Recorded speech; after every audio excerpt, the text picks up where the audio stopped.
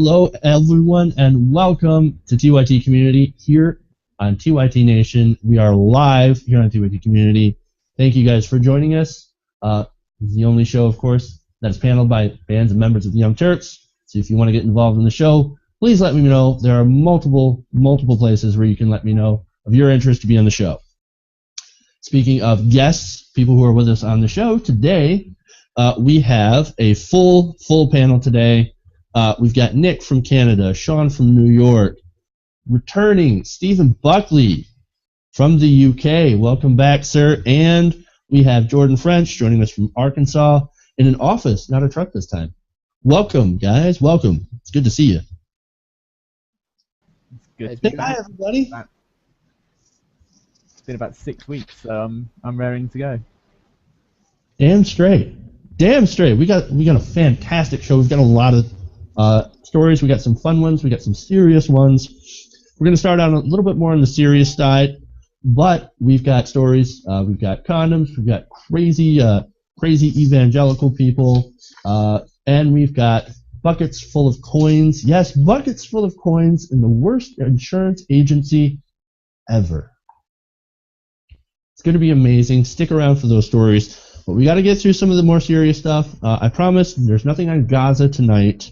I think everybody here is sick of what's happening in Gaza. I wish they would stop bombing each other because it's fucking retarded. Anyway, so we'll start out with our first story. It's going to be a new report on income inequality. So that should be excellent. So let's get to it.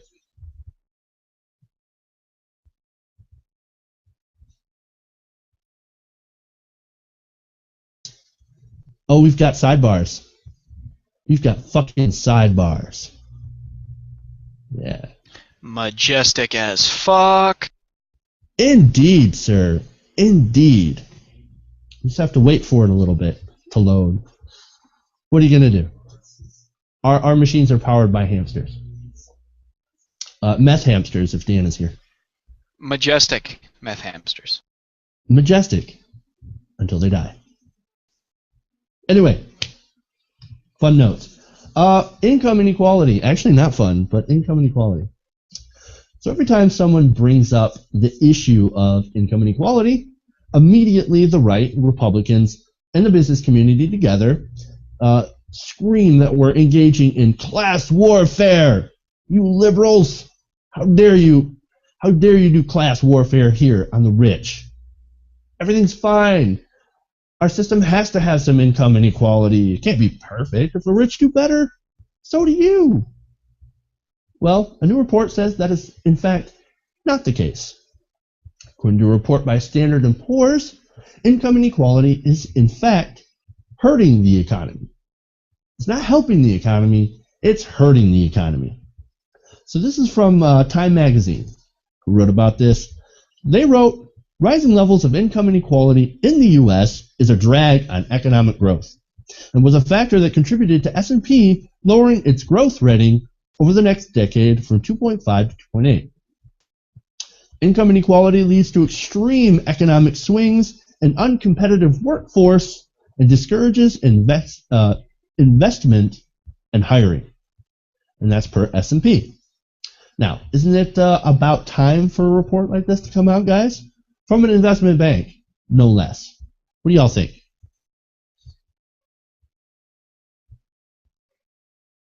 It's open panel, guys. Go ahead. Chime in. I'll go ahead first.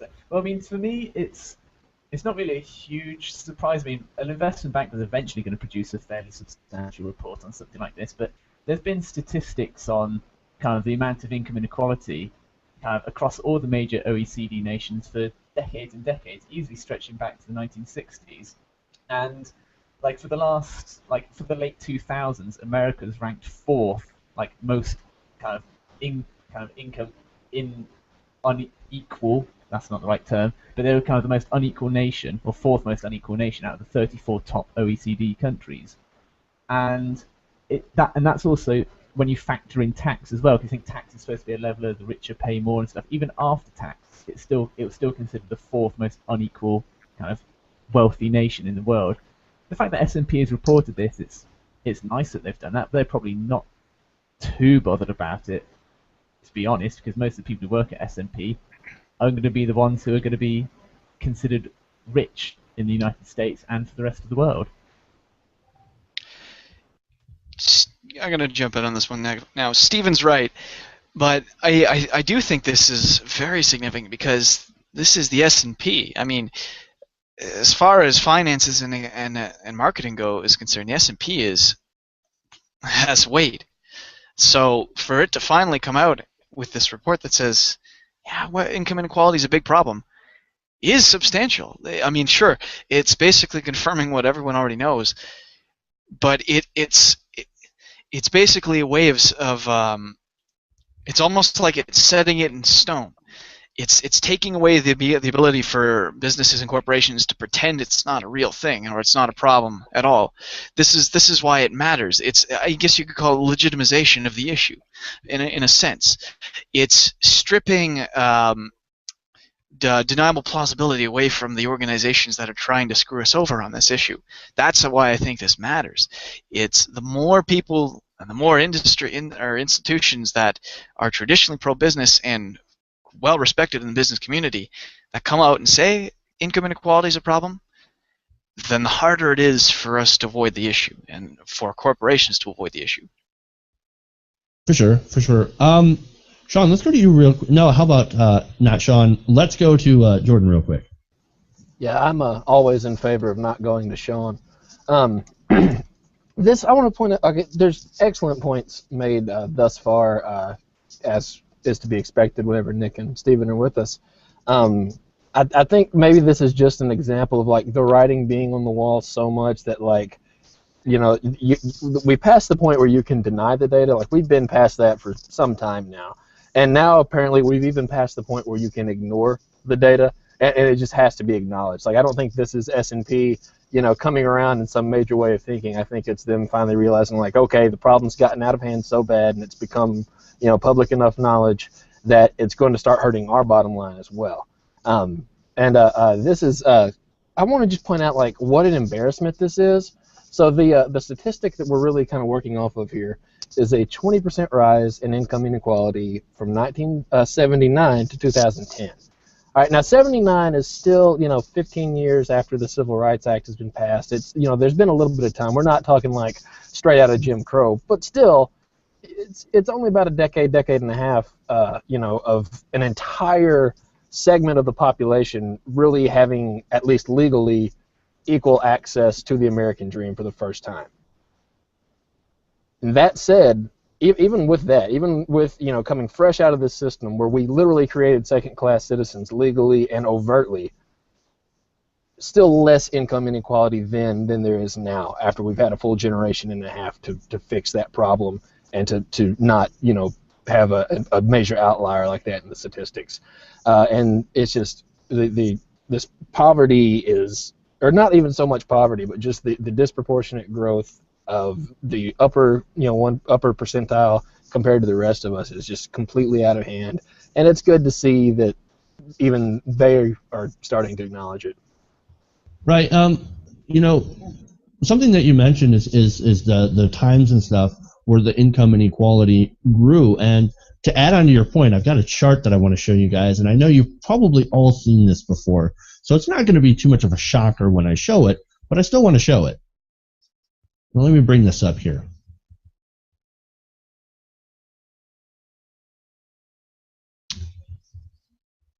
So there we go. So now you see the change from 1979 when it comes to income inequality.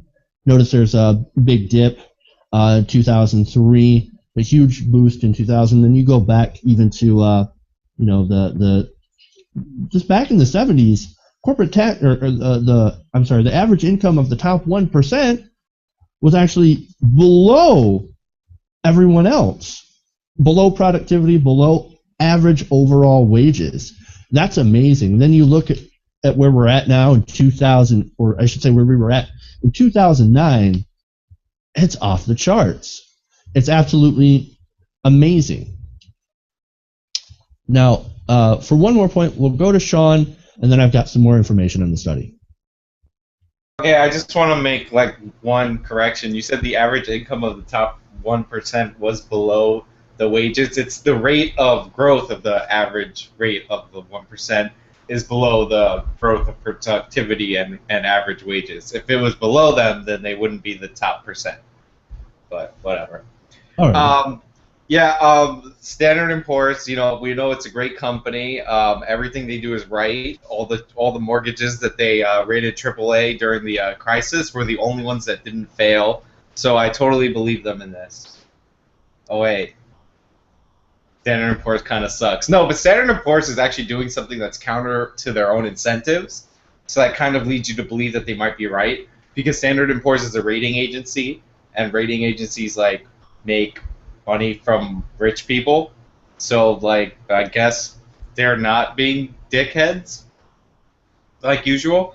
But my issue with the income inequality stuff, it depends. It's all depending on how you made your money, and more importantly, if there's greater income inequality, but people at the bottom are still growing, that's better than less income inequality than shrinking. But the problem we're having now is, since '79, our wages, normies, people's wages, have been kind of stagnating, and there's a lot of different causes for that. And I'll let Jeff finish it off before I drop elbows.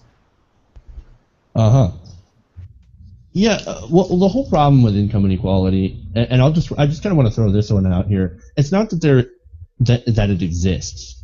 There will always be some inequality in the system, in the capitalist system that we have set up. There's always going to be some sort of inequality. It's just that right now the levels are so, just massive.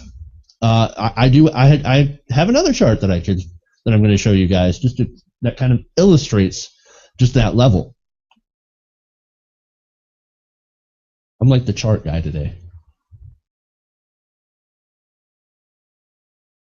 If you can look at this, just like I said, the unevenness of all of this put into a bar graph. It's amazing, and it's just anyway. I want to go. I have more from the report. So more things from the report.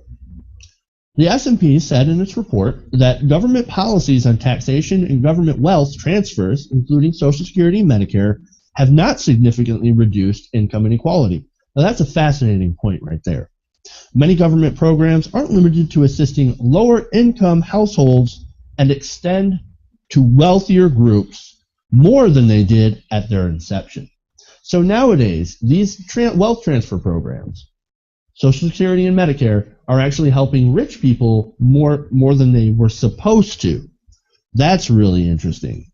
According to the report, the bottom 20% of households received only 36% of transfer payments in 2010, but received 54% in 1979. And once again, that's interesting. Now, Social Security and Medicare are very popular programs, right? You see that they're not limiting to those. They're actually serving those who are a bit wealthier. I don't know how much of them are in the top percent or 1%, but one could argue, and I would like to make this argument, is that it's actually helped keep those people out of poverty. If that's what this refers to, then that's great. Mission accomplished. But if it's helping people who are already well off, then that is a little bit of a problem. Well, that's like the crack in the data, though, is that older people are more wealthy because they have had time to work and build skills, and a lot of the people that are technically in the poverty or the low wages or the bottom percentage are young people who haven't yet developed any working skills and all that. So that's the issue with looking at income inequality as a flat number as opposed to tracking individuals and how they move, because the people are poor when they're young and they are wealthier when they're old. The elderly are the richest bracket in this country if you go by ages, because they've had a shit ton of years to work. So obviously all the wealth transfer programs that go to the elderly are also going toward the wealthier brackets, because you're taking from younger people and transferring to older people. That's just the way it is. It's the way it's kind of been for a while. Okay, so Sean raises a great point here, though, but not in the way that I think he intends to. So, and this is one thing I want to get into, one reason why this income inequality at least for me, not as a professional financial expert or anything, but why this income inequality is so dangerous to the economy as a whole, not just to the people at the bottom, is that it kills what made America America. Like in America, the way that you jump classes, the way you go, that you better yourself, it's through investment. So you can work really hard and get a pretty good paying job and certainly live comfortably, but the way to truly elevate your socioeconomic status, I should say, is through investment. And back in the day, whenever employees, whenever these all those graphs that Jeff showed were kind of ticking along at the same rate, that was because the people working were getting raises. They were being not necessarily promoted, but being rewarded for work with financial incentives. That is not the culture in corporate America now. We've seen since the downturn, even though these wages have stagnated, the actual working man's economy is in the tank. Stock market's exploded. Corporate profits have exploded, and it's because people don't get paid more for the same work, even for doing better work. The only way to increase your paycheck these days is to get promoted. It's just the idea of giving people raises for doing the job that you hired them to do it's a thing of the past now. And this is really dangerous because that means people don't get that extra money to invest in capital, and that problem's compounded right now because the stock market is at record highs. I know it's kind of dipped here the past few days, but generally speaking right now, the stock market is really, really high. So people like me who are trying to invest in our 401ks, not only can we not put that much back, but we're going to get slaughtered because the stock market, I believe, I don't think you have to be an expert to look at the actual economy out there, look at Main Street, to use the cliche, and compare it to Wall Street and realize that the stock market's probably artificially superheated right now, and it's going to fall down, and that's going to be a good thing. I think a healthy stock market that is more realistic with the scenario on the ground is a good thing, but people like me who are barely investing and can only afford to buy a few shares at a time, can't make big investments or whatever, we're socking away what little money we can, and it's going to be worthless here in a few years, and we're going to lose a ton of money. And I mean, that's not the way that you drive a mobile workforce that can jump between classes, and that's not good for a nation. Yeah, I was going to say, I've just got two quick things. Just to go off one thing that you said, Jeff, in regards to the bottom 20%, that lower quintile receiving less of the share of the welfare pie, so to speak. One of the ways that the S&P and how most economists measure kind of social or income inequality is through what's called the Gini coefficient. And basically, the lower the Gini coefficient, then the more equal a society is. So if you have a 0 Gini efficiency rating, then you're completely equal. That'd be perfect communism. And the reason why that 20% potentially in America is receiving less of the welfare pie is because the next quintile, so almost the bottom 40%, they're going to be receiving benefits. It's not necessarily a good thing that the lower 20% is receiving less benefits because the other 20% may have got better. It could have, in fact, been that they've got worse. And then just the other thing as well in terms of this Gini coefficient. It was about 2004. I've just been looking at the statistics. The Gini coefficiency ratings, so basically how equal a society is in a country in terms of income for all of its populace. The US and China were at exactly the same level. So you had the same amount of income equality between China and America, which is astounding. And I imagine that sometime after the crash and we're seeing recovery, there may be some difference. But there's only kind of Mexico, Brazil, and one other country that I can't see here that's actually more kind of unequal than America at the moment. And that should be depressing for all of you guys over there. Well, and what country is less unequal than America, or what America is worse than? This is as of 2011, and the problem's only gotten worse over the past 3 years. But the Roman Empire had less income inequality than America does right now, in terms of the top 1% and how much of the total assets they control. It's a 40% to 16%. See that statistic? This is a very brief tangent. We can't go into it long because we could be here forever if we chose to pursue that tangent. But that really depends on what time frame you're looking at and if you're counting slaves or not as well. That's the big thing. Are you talking like before they passed their citizenship reforms extending citizenship to non-Romans and other things. You're talking like the late empire. We could go into that forever, so I won't go any further than that. But it's just anyway. I don't know why I went into the first place, but yeah. Either way, that should be alarming stat. It really is. It really is. It's alarmingly meaningless because I live better than the kings of Rome because I have air conditioner, internet. Like, I'll live twice as long even if I'm not healthy. You don't have to worry about smallpox. Exactly. Like, it's really weird comparing like way radically different times because our standard of living is so different, even for everybody on this panel. Just saying. Anyway, I want to go into what the S&P recommends to deal with income inequality, because I thought this was actually kind of a fascinatingly interesting take on this. The S&P recommended greater education levels as a key to improve productivity. Okay, so education, which normally is a fantastic thing. I definitely am a fan of education, of course.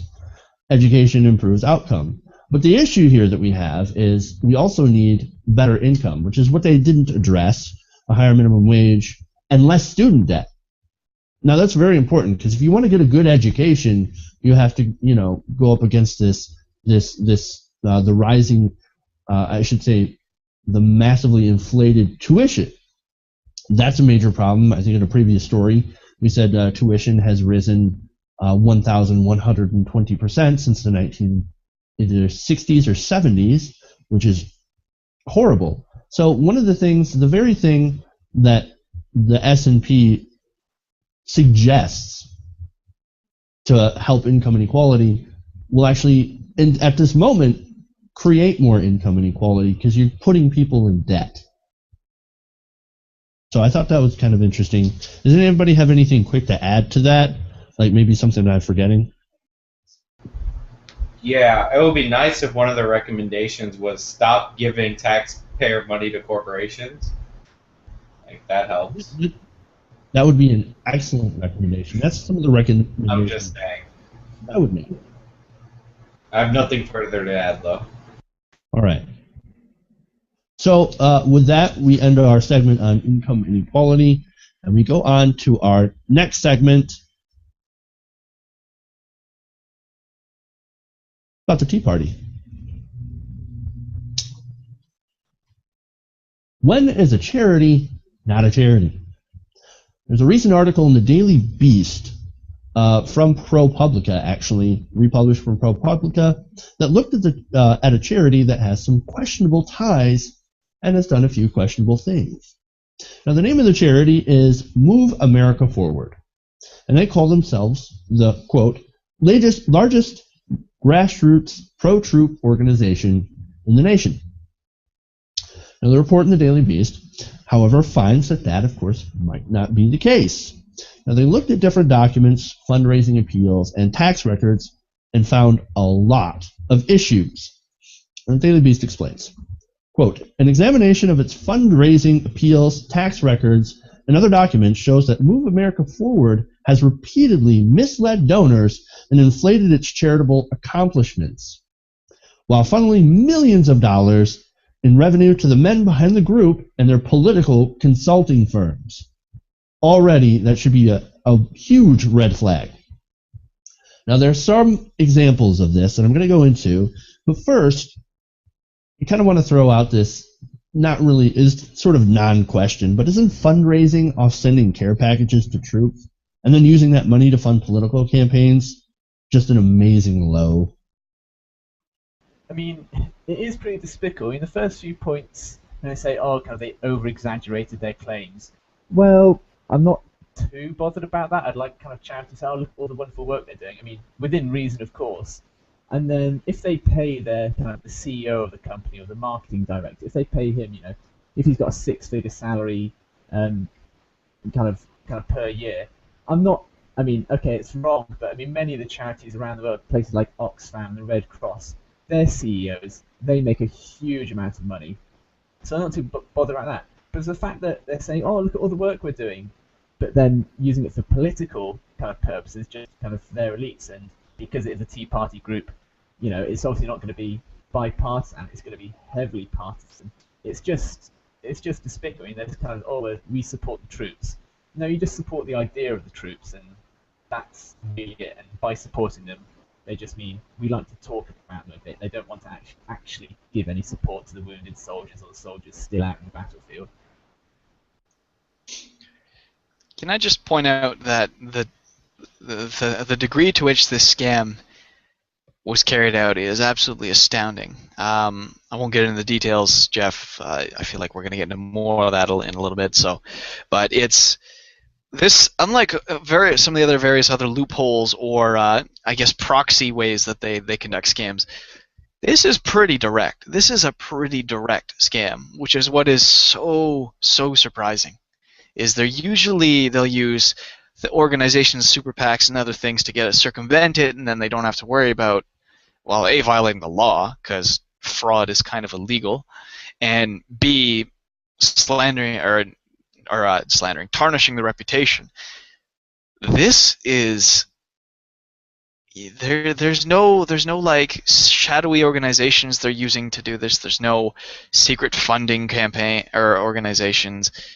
Some of these politicians and individuals attach their names directly to this, and they're directly tied to a scam. That's what's very surprising about this for me. Yeah, sure. What's really surprising about this is that anybody goes to Dick Cheney for an endorsement for a support the troops, like charity or supposed charity. Like the second you see Dick Cheney supporting the troops, like you're probably on shaky ground. Yeah, we kind of tease what Nick started a little bit. Stephen brought up, if they're paying too much, they're not, being as effective with the donations. Like that's something all charities kind of wrestle with, and there's some shaky ground there. There's enough of that little stuff, although that stuff doesn't stand as an indictment on its own. This story is fascinating because it fails either way you come at it. So there's enough of these like small problems that we'll get into here in a little bit that whenever you put them all together, it's too much, and eventually you got to bring the hammer down. But then there's also a few like specific examples of just straight up law breaking and illegality where they completely they lose any positive ruling just based on one thing. So there's no way to defend this, and I'll let Jeff go ahead and break down why. Yeah, so here's some of the examples and some of the details. Now, Charity Navigator, which and other charity watchdog groups, okay, so they sit there and they go through and they look at stuff to make sure charities are actually doing what they're supposed to do, which is be charitable, right? Well, they've criticized Move America Forward, quote, Move America Forward, for spending a lot of money on administrative fees. Now, I know, Stephen, you touched on that, and that's not as egregious as everything else in here, but still, paying lavish for lavish vacations and stuff, using the money. It's not exactly something that you want a charity that you donate to. It's not something you want them to do with your money, essentially. Now, once again, ProPublica points out how the Move America Forward Freedom PAC, this was in 2012, spent over $92,000 on travel, which is understandable, ads, consulting, fundraising fees, and administrative help. Well, you might be saying, okay, that's a PAC. It's not the charity itself, so why bring this PAC into it? Well, the thing that ties this all together is a man named Sal Russo. Now, he runs a consulting firm and several PACs, including the Tea Party Express and the Move America Forward Freedom PAC. So he's tied in with all of these different things. Now, tax returns for Move America Forward show that millions of dollars were spent on Russo's consulting firms. Now, one such firm is called the Campaign Store that sells, quote, on this website, retail political products. Interesting name. And also just happens to share an office with Move America Forward and two other PACs. It's a little interesting here, doesn't it? A ProPublica reporter donated $25 to Move America Forward through their website. Okay, so basically $25 is how much of it costs to send a care package to an individual soldier. And guess what? Guess what showed up on her credit card statement? Her donation ended up going through the campaign store. Interesting. So once again, you've got some kind of shady stuff going on here, and I want to get your guys' reaction before I continue. The campaign store, by the way, is also owned by like Russo. Yes. So just to throw that in there. So this is a huge problem for like a lot of charities. Whenever they have their records exposed, like it's like surprising to most people how like much money goes into like administration and promoting the charity and all that. But like when you think about it, for a legitimate charity, if they're throwing like 30% of their money into like getting celebrities to promote their charity, like that's theoretically to raise more money to do more good, right? So that sounds like a great idea. Like this is like a blatant, obvious joke. Like the thing that Jeff didn't get into is like all the pictures that they're sending back to the people of, you know, the look at the good work that we're doing.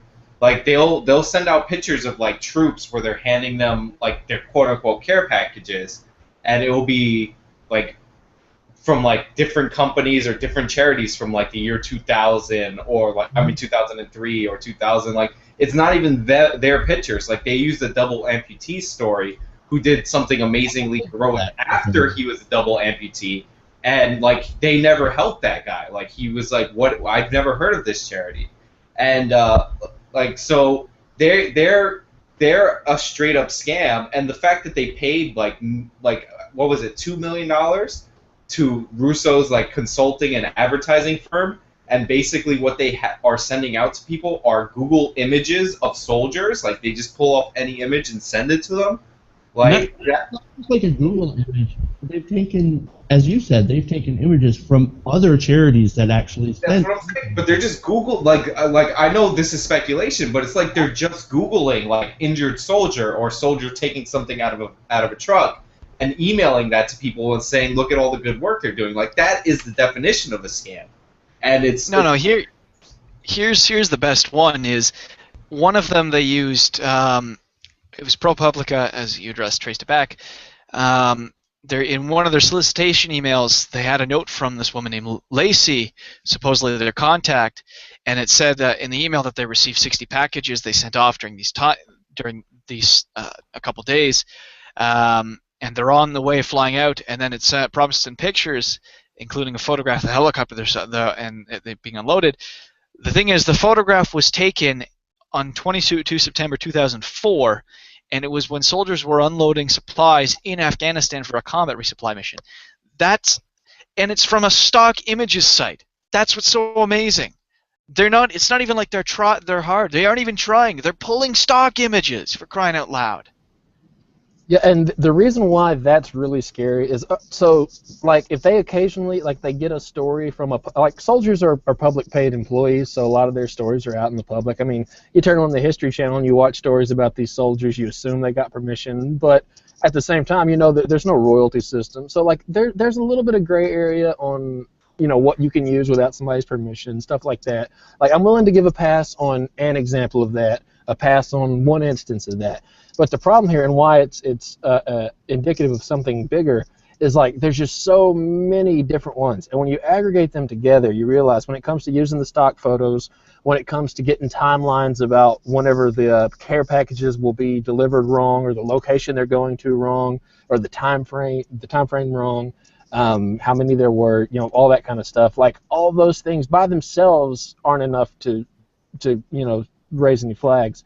But when you put it all together, it's undeniable that there's something shady going on here. And then the other thing too is, while we haven't gotten to the specific, you know, instances that stand as an indictment on their own because they're illegal, these are more just like professional courtesies that aren't being observed. And why it is a big thing is because if this truly was a charitable organization, they would know how charitable organizations work. And although they might occasionally slip up, they are fairly new, they're 7 years old or whatever, there wouldn't be these just drastic grievances against professional courtesies in the charity world. They would have some semblance of an idea of how you're supposed to run charity, and the evidence here shows that they clearly don't, because it's not what they exist to do. They aren't doing charity on a day-to-day basis. They have no clue how to do it. They're not putting people in charge who are there to facilitate that. They're putting people in charge who are there for more nefarious purposes we'll get into. And so they have no clue how to do charity.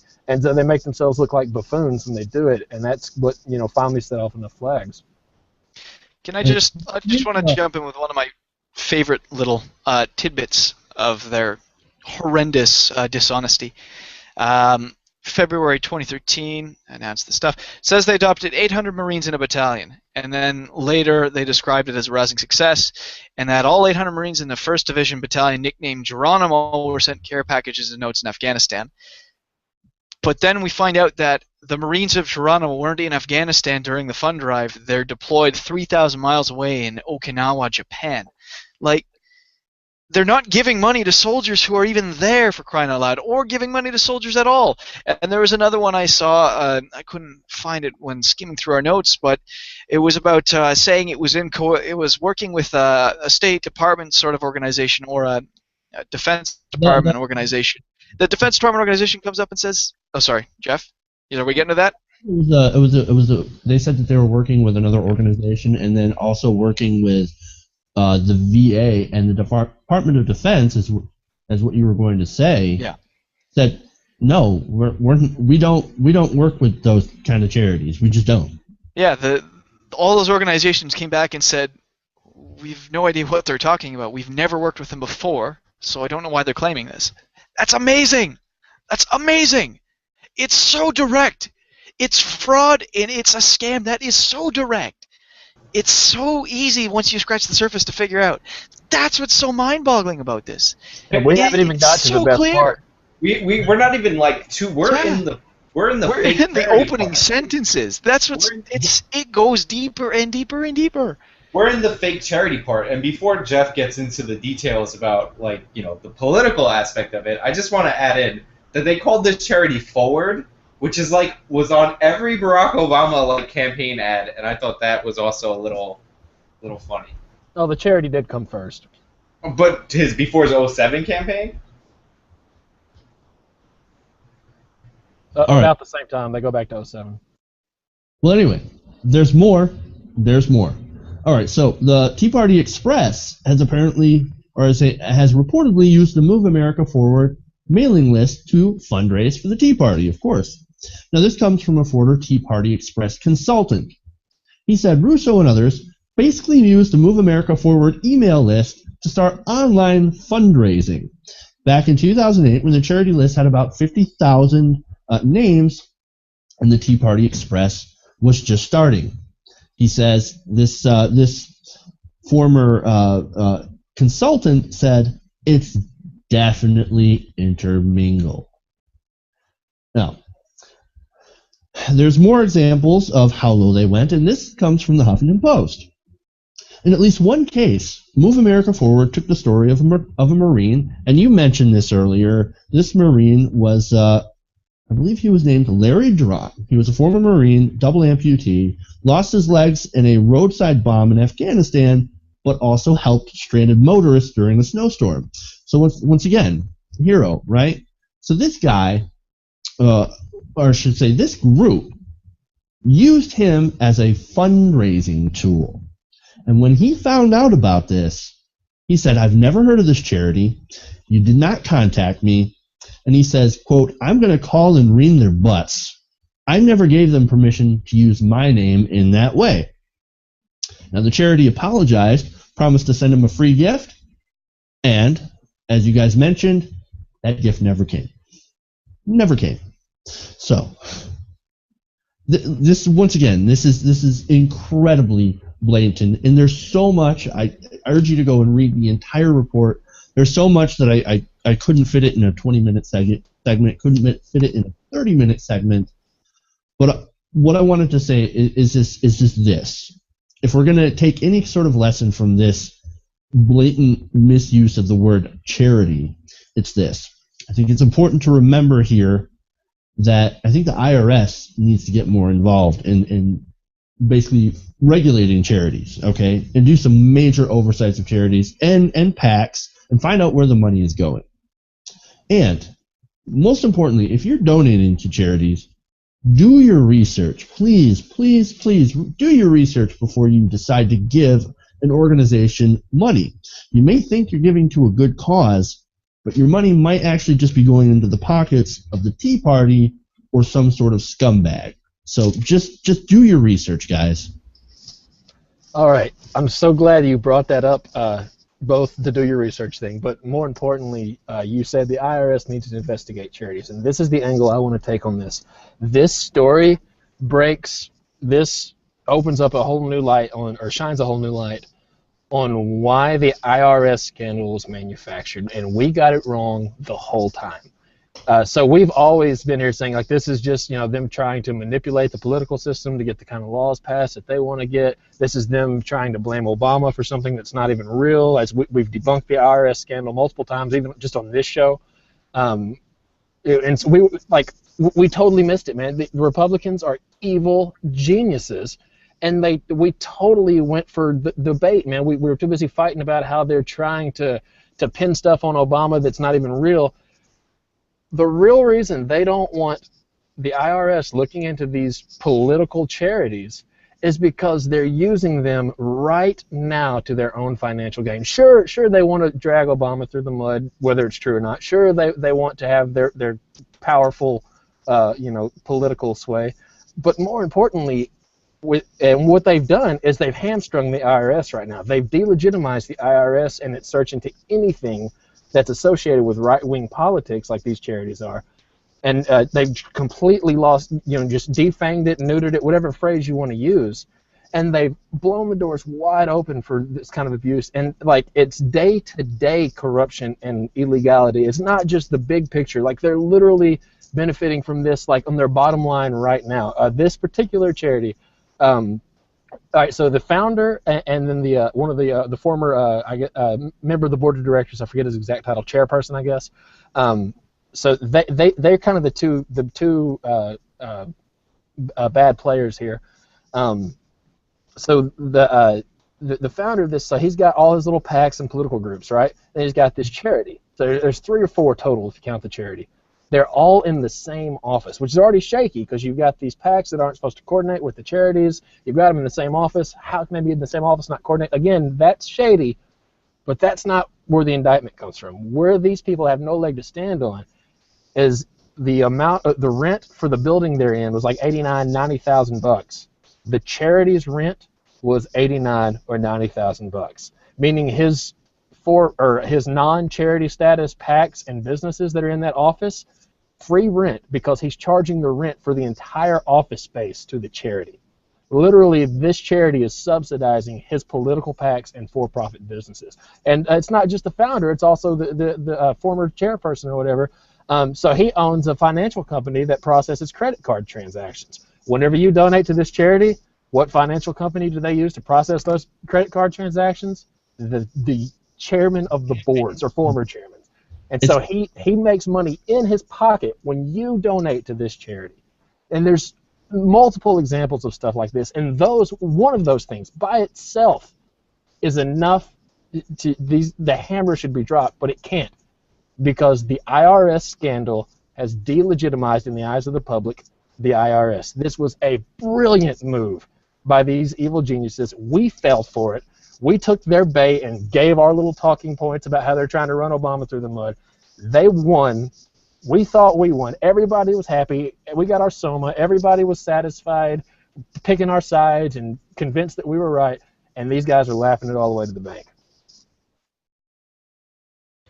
Yeah, I mean, just to go off the evil geniuses point as well, is I'm going to make some fairly generalized comments here, but why do you think they chose kind of a support the troops sort of charity? They could have chosen a domestic violence charity. They could have chosen kind of help the homeless or immigrants. But they know their base, in general, doesn't care about battered wives, doesn't care about the homeless, and doesn't care about immigrants. They know their base are people who they politically want to reach out for, that they, support the troops, we love the troops. And that's great, but that's the one reason why they chose to create a charity around the guise of, yes, we're going to kind of help support our troops out in the battlefield. They could have done any one, and the fact that they chose this angle for that reason that makes it even more egregious, because supporting the troops, I mean, yes, kind of domestic violence, immigration, homeless, those are all important charities, and those are worthy. But I think in nearly in any nation, the charities, that support the troops, that support people who've been kind of defending your freedom, kind of those are kind of seen as, like, on a higher level. They are the most important charities in many people's eyes. The fact that they chose to use that one as kind of the facade for their political operations just makes this whole kind of story and scandal just that little bit more evil. Yeah. Also, Can I want to jump into. I just want to say. Sorry, Jeff. I could barely hear there. You're mumbled, but I just want to jump in with this quick point. Steven's right, but he's thinking. You're thinking almost. Oh, I'm getting some sound issues. I couldn't hear you again. You go ahead, Jeff. I'll wait. Let me make one point here, and the reason I think, Stephen, that they also chose this sort of support the troops, whatever, is because the Republican base, they love war. They're war hawks. They all love war. Support the troops, national defense, whatever. Go get them. Nuke the Middle East into sand or into glass, whatever. Right? They love war, and the right wing loves war. It kind of explains the whole thing. Okay, I gotta say this. Steven and Jeff are right. You're almost thinking a little too narrow, though. This is the thing. This is one of the reasons why they chose a pro-troop charity. It's not just because it appeals a lot to Republican base. It's because it appeals a lot to every base. Everybody has a perception that we should support the troops because they're on the front lines willing to die. Even if they don't support the war, even if they don't support what the current actions of the troops, even if the troops don't even believe in the war they're fighting, they still will support the troops regardless of their political affiliation because they think it's right. Because even though they may disagree with everything they're fighting for at the time, they still think the fact that someone is willing to die for them is worth rewarding. And that's why this is even worse than what Stephen has highlighted, because everyone will falls for it, because we're looking at a way to do good, serious, genuine good to a group of people who we think truly deserve it, who have earned it in many ways. And this charity comes in and pretends to do that good and makes money off of it. That's what is so sickening and why this is so terrible. And the other reason they pulled the pro-troop version is because you get name recognition from people then. You have people like Gary Sinise donating. You have major conservative individuals. By the way, I don't think Gary Sinise is really that conservative. He's well known to be very involved in pro-troop organizations. So I don't wherever we read it, it said he's a conservative individual. I don't think he's that conservative, but he's a very, very pro-troops. And other actual actors and famous people from quality films and music, Gene Simmons had on the list too, have donated to this thing. So you got people, famous people with name recognition throwing their weight behind this thing. And whether or not they know it or not, they've contributed to a scam. And it influences people. It's just the most...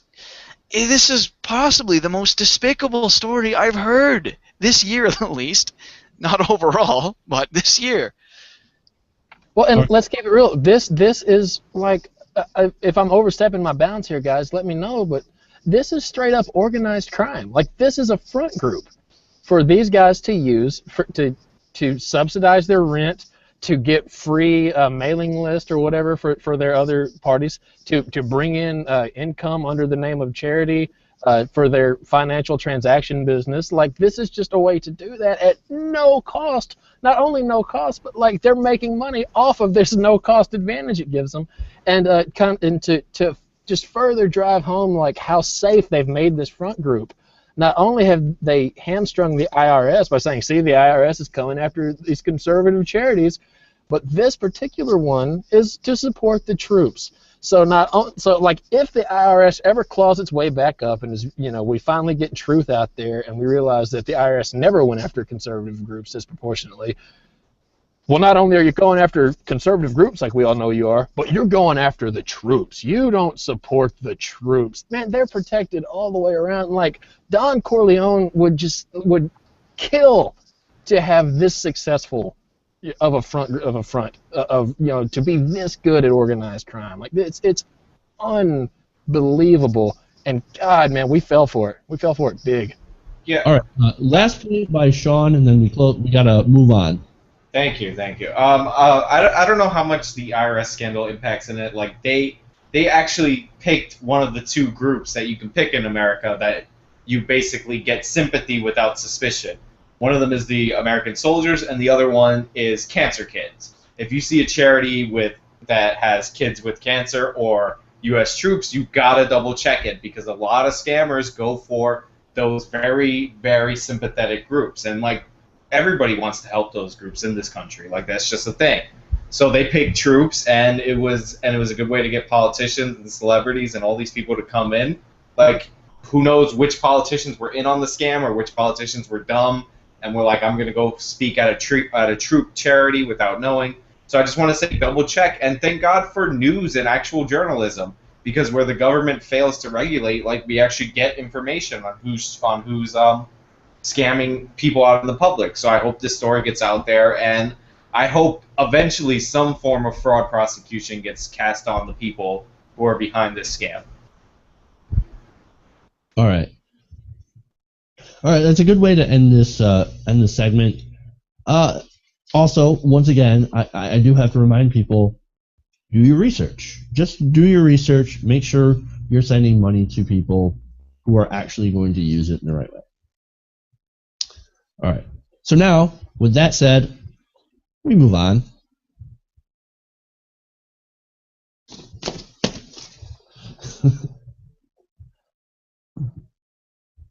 Another Benghazi report has been released. Another Benghazi report has been released, this time by the House Intelligence Committee, that concluded that there was no intentional wrongdoing on the part of the administration in response to the attack on our consulate. Okay, case closed, right? Well, the report, led by House Republicans, that was recently declassified, and once again, it basically said there was no merit to any of the right-wing conspiracy theories about Benghazi. There was no stand-down order, etc., right? Well, there you go. As Media Matters puts it, the report is a clinical point-by-point refutation of the Benghazi hoax Fox News has pushed for about 2 years. Now, what does Fox News have to say about it? Not a whole lot. That is, except for Brett Baer, who did mention the findings, and let's take a look at that. A member of the House Intelligence Committee says its long-awaited report on the Benghazi terror attacks reaches non-controversial conclusions similar to those of other probes. California Democrat Adam Schiff says the report indicates, quote, the initial talking points provided by the intelligence community were flawed because of conflicting assessments, not an intention to deceive, that there was no stand-down order, that the diplomatic facilities lacked adequate security, and that our personnel at the scene acted bravely and appropriately.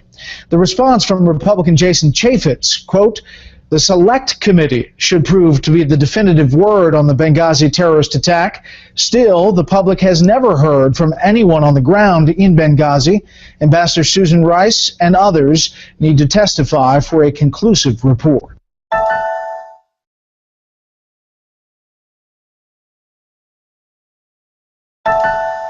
Oh, so Fox News, while mentioning the report, says, well, yeah, but we have to wait for the Select Committee to make a final determination. Because we still know there are still things that we don't know.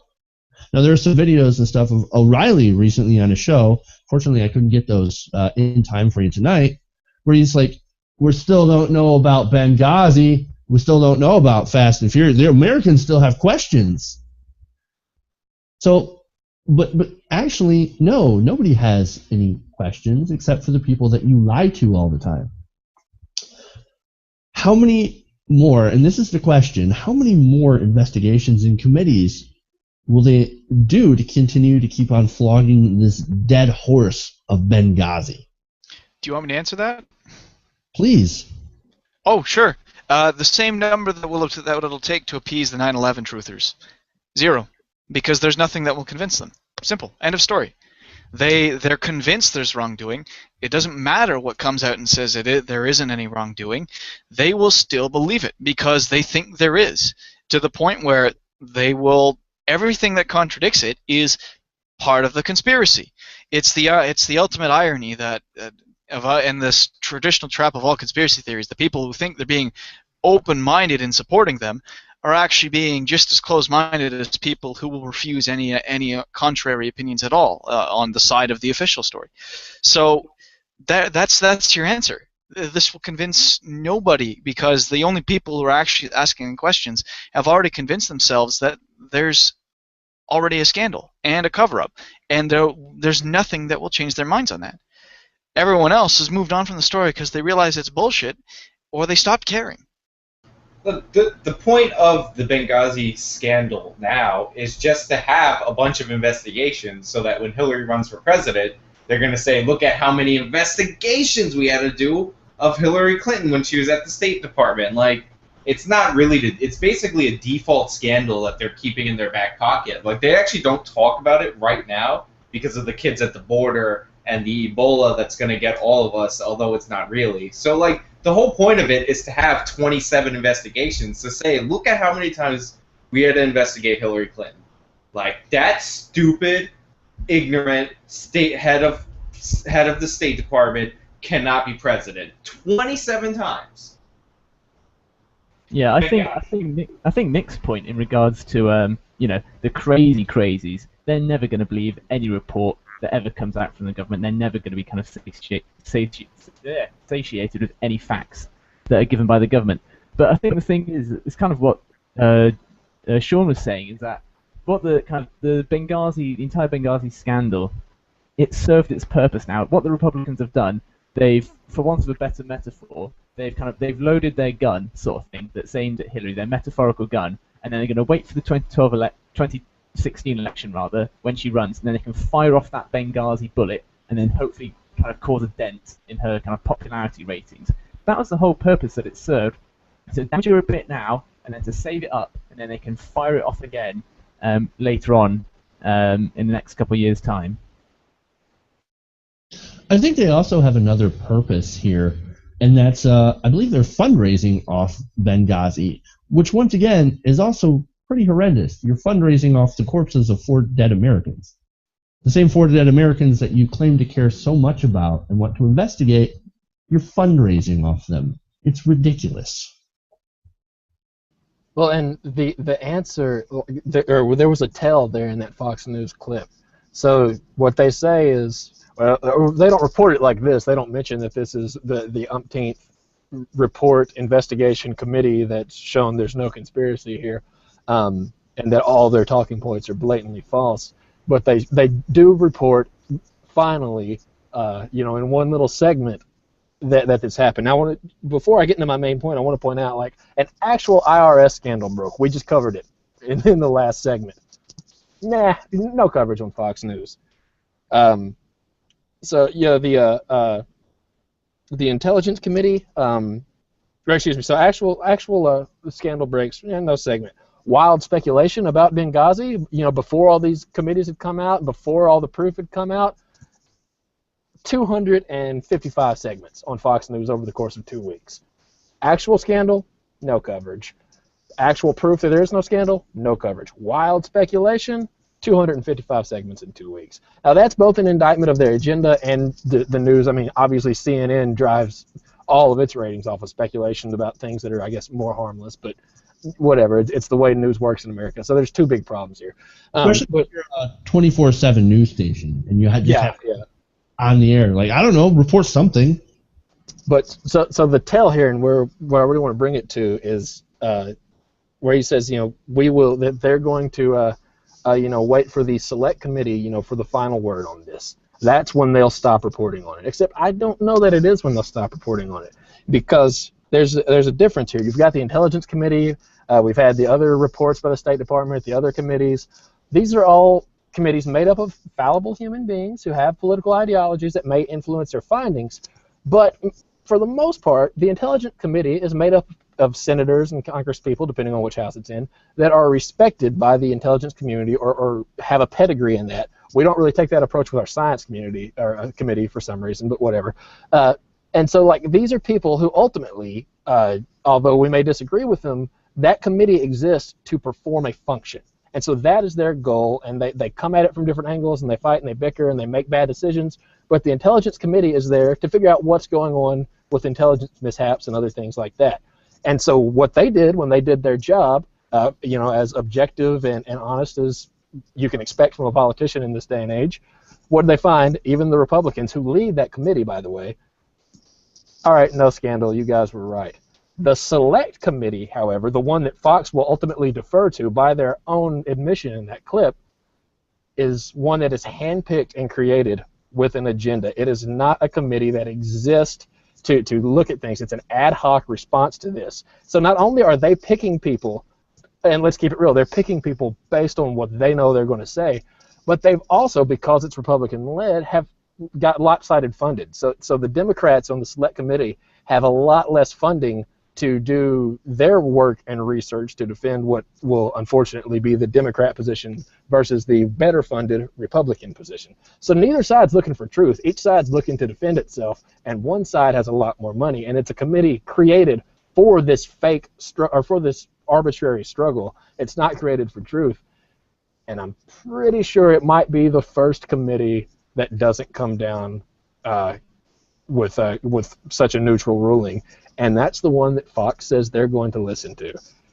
Man, I'm telling you, they're evil geniuses, and we keep getting caught up on whether they're trying to drag Hillary or Obama through the mud, and the fact of the matter is, like, they don't care.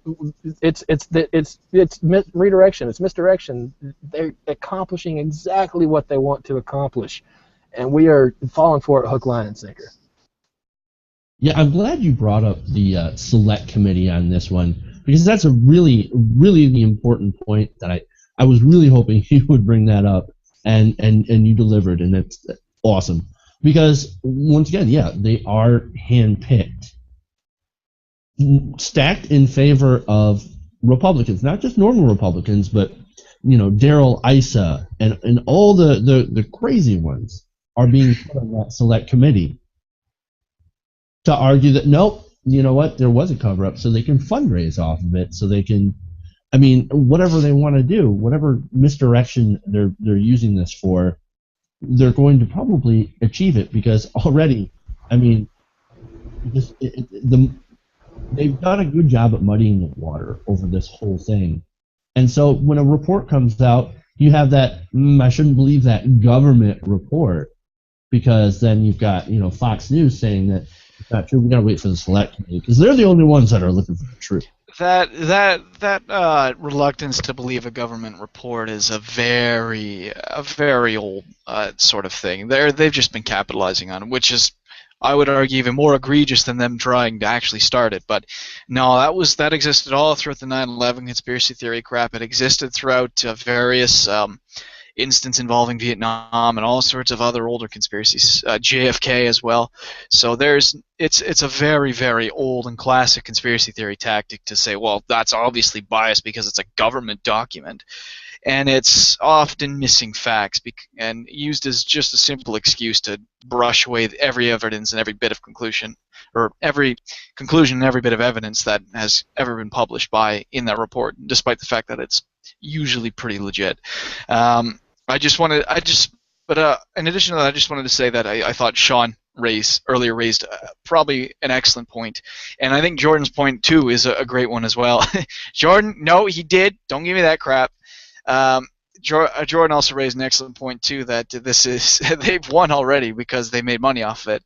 But even still, Sean, I think, is right in correctly identifying that this isn't necessarily an attack on Hillary Clinton per se. It's the accumulation of investigations that will be used against her as leverage, like that. In this case, a quantity equals quality attack, and I think he's right about that. It definitely will come up that way. So. I think just to go back to Jeff's original question of how many more of these committees are we going to have?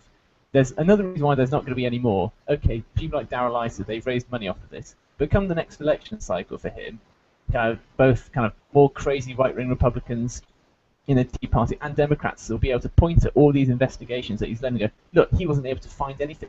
He had to try and find something because that would make him look better. The fact he's failed at his job, as what many people on the on the extreme right and on the left will see, he's failed at his job. That could potentially turn into attack ads for him, which he doesn't want. So that's why Fox News is going to generally support the more mainstream Republicans. They don't want to talk about this failure of the mainstream Republicans to somehow damage the administration. That's another reason why there's going to be no more committees, no more talk about this on the mainstream media. All right, so I kind of want to end the segment on this. I just want to, and you guys make a lot of great points, and I'm going to reference some of these in closing.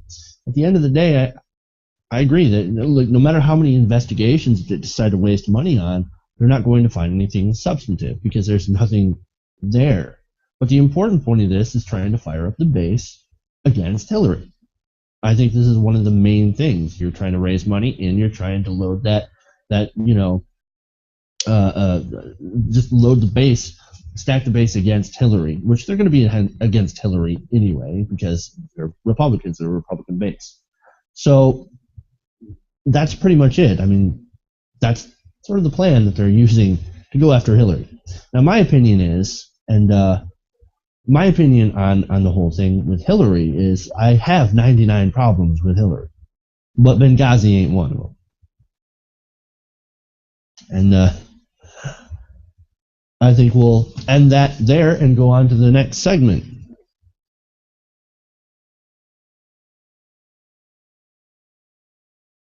This is going to be an interesting story.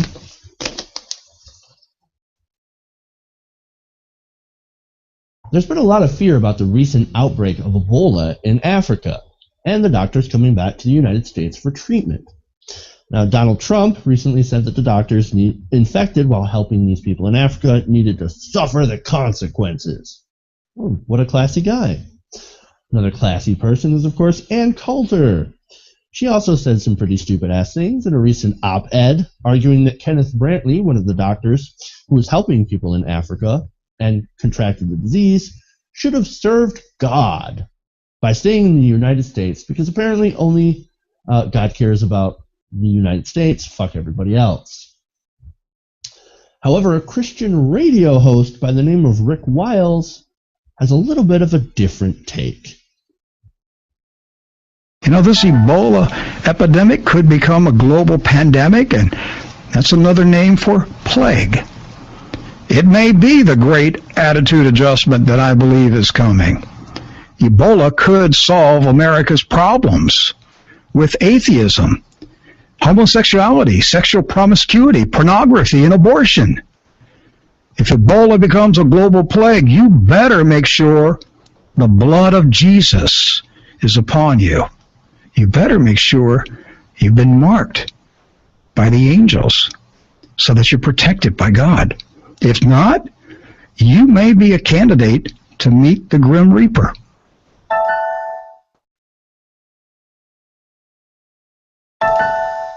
Well, that's interesting, guys. I mean, first of all, him saying, well, you want the blood of Jesus on you. You don't want the blood of anyone on you if there's an Ebola outbreak, because that's one of the ways that you could contract Ebola. And then his whole ties in kind of Ebola, and he wants to, that will solve pornography and abortion. And again, it's one of these extreme right-wing crazies who says, oh, kind of everything's bad, and completely pure of mind and everything. You're telling me that guy hasn't watched some porn online? He hasn't kind of maybe got some weird kinky fetish? He's lying. He's saying something outrageous. I think this is covered on the main TYT show the other day. People like this, people like Ann Coulter, they say things like this because they need some attention. They feed off their attention. They are attention whores. They whore themselves out using kind of vitriolic language. And his radio show, you know, he's known as a broadcaster.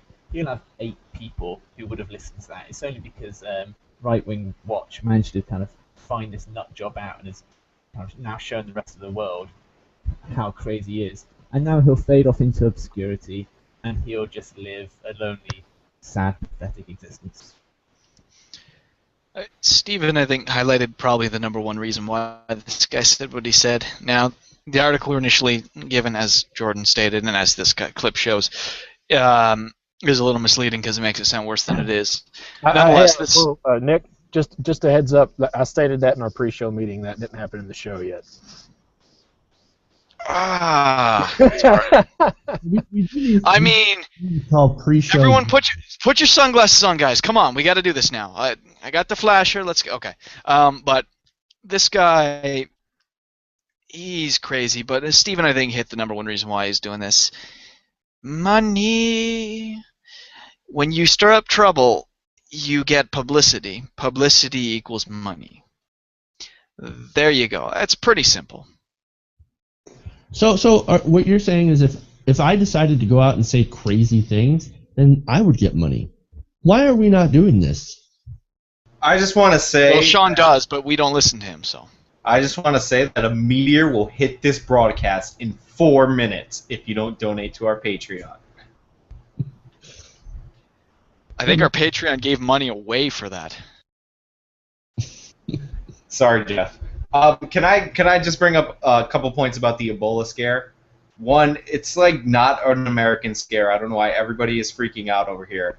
Number two, Ann Coulter said that this doctor should have been more godly or served God by staying in America. Meanwhile, he went on like an evangelical Christian mission to go help people in Africa. Like he thought he literally went because he's like, Jesus wants me to help the sick, the dying, and the needy. But then he got sick when he didn't need to. He got sick at great personal risk to himself, and we want to like spit on him and say he's not welcome here. For a disease that, while sucks and kills people and is dangerous and all that, is not the pandemic zombie virus that it's being played up to be in the media. It's actually pretty difficult to contract in a society where we have modern medicine. Like, it's just amazing the ignorance and the fear-mongering that goes with it, and the fact that the Ebola has also been linked, and by linked I mean there's no factual evidence to support this, to the South American kids for some reason, even though none of them have Ebola. Like, it's just the disease that we want to attach to everything because it sounds icky and scary and foreign. Can I just jump in quickly and address something Sean said? He's right that whatever media attention is being get over this is blowing it out of proportion, yes. However, Sean, the concern is not necessarily about who to contract it, but the fact that there's no actual cure or treatment for it once you do have it. That's probably where more of the concern comes from. But once again, it's nullified by the fact that it's just being blown out of proportion and it's very difficult to catch to begin with. So, all right, I'm done. That's not true. If you catch it early, it's actually very treatable in an American medical system. And the one positive side of the fear-mongering, and I hate to give credit to fear-mongers, is that they did that experimental test with that experimental treatment, and so far it seems like it worked out.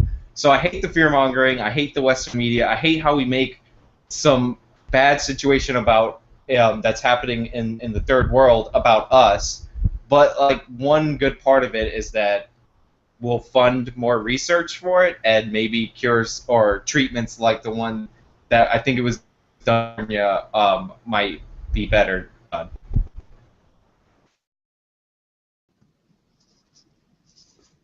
So if I could bring it back to kind of what we opened the segment with, I want to point out, and Nick kind of gave away varied the lead here. So a lot of this has been reported as this guy came out and said things, basically saying that Ebola was going to cleanse away all the people he named.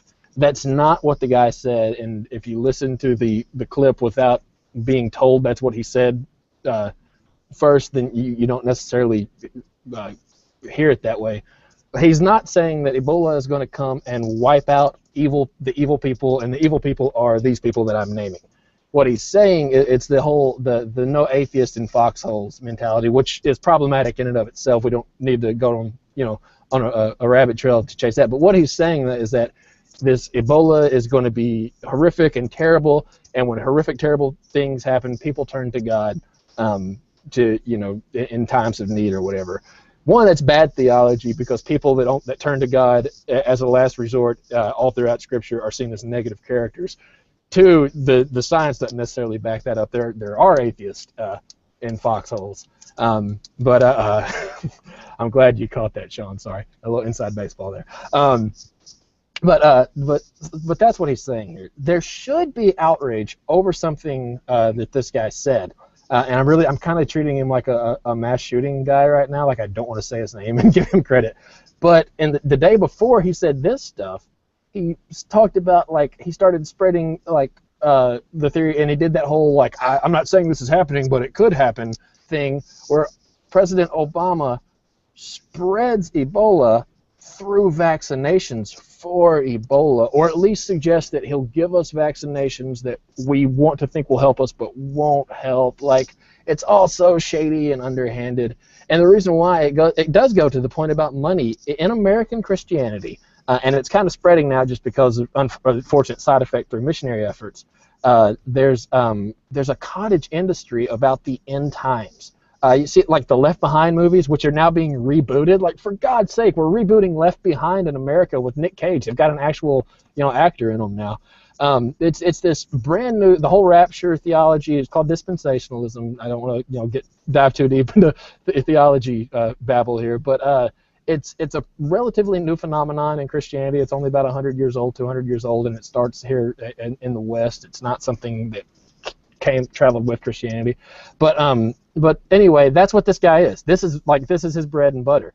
The church is his front organization, just like the story we covered about the shady charities about the troops, and like what he's doing is raising money for his what are basically for-profit businesses based around in this cottage end times industry. So you make mass hysteria about the end times, and people eat that stuff up because it's dramatic, it's tense, there's terror, it's everything you need, regardless of the fact, as you guys talked about earlier, it's not happening and it's not going to happen because Ebola doesn't spread very effectively in a developed world. But I mean, that's what's going on here. Like, so this guy, we want to condemn him for the horrible things he actually said and be outraged over the right stuff, so that we don't become the people who cry wolf. He didn't say Ebola was going to kill gays and sluts and all that. What he did say is it will make people turn to God. But he did insinuate the president was going to give us Ebola, and that is horrific. That is inexcusable. This guy strikes me as the kind of guy who wouldn't be opposed to Ebola killing the gays, the gays, atheists, and everything. I don't know. I just get that sort of feeling, and maybe I'm being a bit unfair, but he doesn't seem like the kind of person who really cares all about people. And that's really how, what it comes down to is that he's so wrapped up, I think, in his religion and in his hatred of other people who are not part of the religion or are sinners, that he's like, Ebola? I wouldn't mind. Wouldn't mind if it got, the people that I don't like. I just want to add my one final point about what Jordan said is, if you listen to the full audio, then I actually am in agreement with Jordan. He wasn't saying massacre all the people I don't like. But the most nefarious thing that he said was that they're going to spread Ebola. Like, forget about the Obama stuff. That's like standard Republican stuff. But that they're going to spread the Ebola through the vaccines. Like, we're already seeing people in infected villages saying that the doctors are bringing the Ebola, which we don't need people in America saying the same thing, so that can be played over there as proof that people should not seek medical care. Like, that is the most disastrous point, because we're trying to theoretically not have people get Ebola, and telling people not to go to the doctors is a disaster.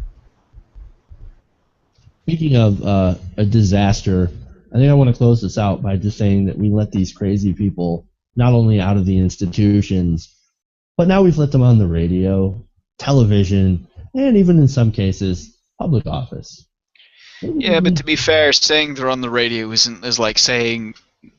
basically like saying they're still in the institution. Very few people listen to radio anymore. For the most part, it's a somewhat dying industry. But in talk radio, you have a few big players, but it's not what it used to be. It's enough to be dangerous. I mean, it's no Google Plus Hangout on YouTube. Clearly, I mean, Obama's watching us now. Like, what should I do? You should listen to us. We're smart. That's what he should do. Except Sean. All right. Anyway, let's go to another story that we have. we're going to change it up. The last half of the I should say the last half of the show, because we've only been through about 4 stories so far. So the last half of the show, last couple of stories are going to be a little bit more fun, a little bit more light. So enough with the hard stuff, Ebola and all that. And we're going to go into something more fun, condoms. Whoops. Hold. Wait, I thought you said we were going to go into something more fun. Yeah. Yeah.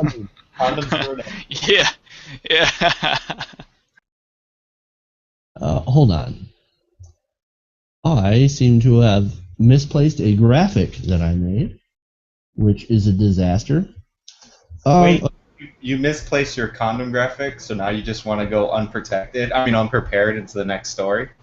I will not. I will get this graphic in here.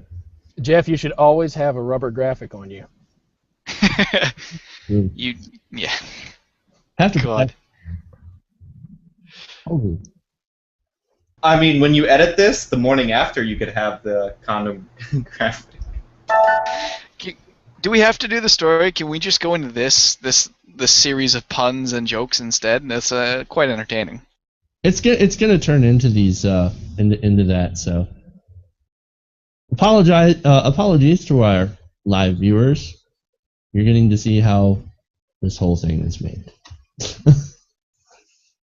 And that's how baby stories are made. So condoms.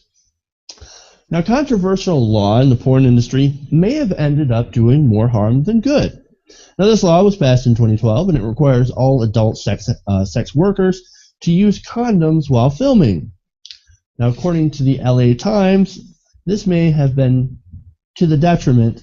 They say that permits issued in LA plummeted by 90% this year, down to just 40 permits.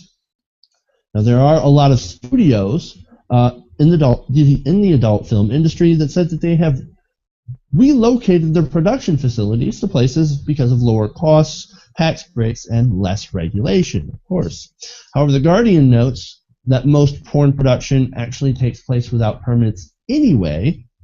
A film, of course, can be shot in a few days in a private house, so it's unclear to what extent the 90% fall in permits represented a wider flight. Now, also noted was the possibility that all the free porn on the internet has also made a huge impact on porn production. And the fact is that a lot of adult film companies have left the San Fernando Valley that used to be actually a huge center of industry. It generated billions of dollars and hosted 10 to 20,000 jobs in its heyday.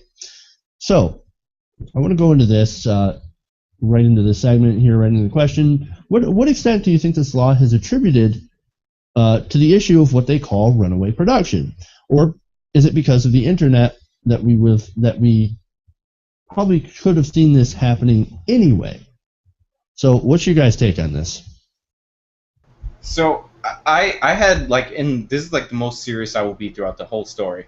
I had big problems with this law when it first started out. I think it's weird that we don't it's weird that mostly liberal people will agree that you shouldn't regulate sex between two consenting adults, and I don't see how that changes on video. I also thought it was a freedom of speech issue because one of the AIDS foundations was the big advocate for the law, and they basically are trying to use the law to force porn companies to carry their message, which I totally don't agree with. And what they said would happen, and it's kind of funny because this kind of doesn't happen a lot, is that they said they would leave and shoot their porn somewhere else, which is what Republicans say every industry ever will do when you raise their taxes even slightly. But apparently, if you put condoms on them, then they're out of there. Ironically, out of the condom. So I had big problems with this as a free speech issue and as a personal personal privacy and personal choice issue. And I also thought the enforcement was weird. So I was totally against this in the beginning, and I think it is definitely the root cause behind this industry leaving them. And it's this weird thing in this country where whenever something has to do with sex, it doesn't matter what side you're on, we all have to get super weird about it and make sure those people are having the right kind of sex. Big problems, Sean. Who are you trying to convince? So yeah, this is a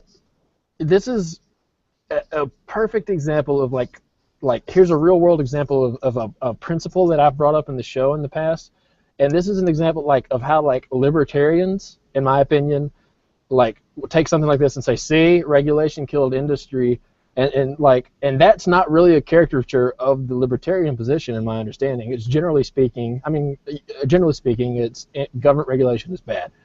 Then they characterize us as progressives, as people who think that government is always good. And that's not progressivism. Progressivism is that the government has a role to play, but there are certainly bad things the government can do. And this, I think this is an example. This is kind of a microcosm of what makes for a bad government regulation, right? So these actors, they have to get checked for STDs and stuff like that. That didn't kill the industry, but that has cost, and that drives up production costs and all that kind of stuff. That didn't kill the industry. There's other things there's all sorts of regulation around this. But what happened here is they passed a regulation that affects the product, right? That apparently people don't want to see a condom whenever they're watching this. And so whenever they passed that regulation, whenever the government got so involved in something that made an inferior product, at least to what this consumer base considers inferior, then the industry left because they didn't want to do it. And that's I think an absolutely fair position to take. And if the government's going to step in and pass a regulation that makes your product less desirable, not something that's going to add a cost to the company or whatever, but something that makes the product less good than it was before, then government hurts industry, and I think this is an example of that. I agree with both the points made so far. I don't think this is a good bill to start off with. I think it was obvious that it probably was going to drive some business away. The fact that it's kind of reduced the number of permits given by 90%, that's a huge drop. I think kind of the internet was slowly killing the industry, and there might have been a slow kind of decline. You may have seen a 10% drop in permits, so maybe a 20% drop. We're seeing a 90% drop. It is pretty much solely down to this bill. I don't think the internet can be blamed for a 90% drop. I don't think that, because they're already kind of, as Jordan just pointed out, they're already fully tested, all of the porn stars in the industry. And it's within the industry's best interest, because they want to have the, for want of a better phrase, greatest talent within the industry. And they want to make sure that those people are safe and can work as often as possible. And if their kind of employees are getting sick all the time through STIs and stuff, then that's not good for business. So the whole kind of testing their employees kind of on a monthly basis, that makes perfect sense. And I disagree with Sean's point with the kind of it's a matter of freedom of speech sort of thing, because the HIV charities, they were pushing heavily for this bill to go through in California. I think that maybe if they shape the bill so that at the end of every kind of porn film that they make, they do the kind of roll credits at the end, and at the end it's please remember to kind of enjoy kind of sex responsibly and wear protection. If they were all forced to have that message at the end, because let's face it, no one's going to watch the credits of a porn film anyway. But if they were forced to have that, and at least the kind of HIV/AIDS charities, they'd be in a way getting their message across. It wouldn't have hurt the industry that much, to be honest. And I just think overall, probably California legislators maybe regretting potentially kind of billions of dollars away from the state's economy. Okay, so I got if Steven's done, I wasn't sure because there was a point where you kind of froze, so just to make sure. But I think you guys are kind of wrong about some of this. The condom ruling to me, granted the arguments at the time, but the way I viewed the whole condom ruling thing was not so much to force anyone's message, so much as it was to start inundating, well, inundating is the wrong word too, I guess to inject it in public consciousness. And let's face it, as much as people deny it, pornography viewing I think could arguably considered public consciousness. Just the idea of using a condom and seeing it, I think that's a little more was the angle. Not so much, we're going to try and make people use it, so much as it was to get people used to the idea of it and to seeing it. I think. But the other thing I think you guys are wrong on is this point that the internet's killing the porn industry. I would heavily disagree. I think the internet has let the porn industry thrive in ways it has never done before. And I think this is just an example of that. Granted, I do think the condom ruling is definitely one of the reasons that's driving the porn industry away from California. But God damn it, I guarantee it's killing it there, Sean. You're right. It is killing it there.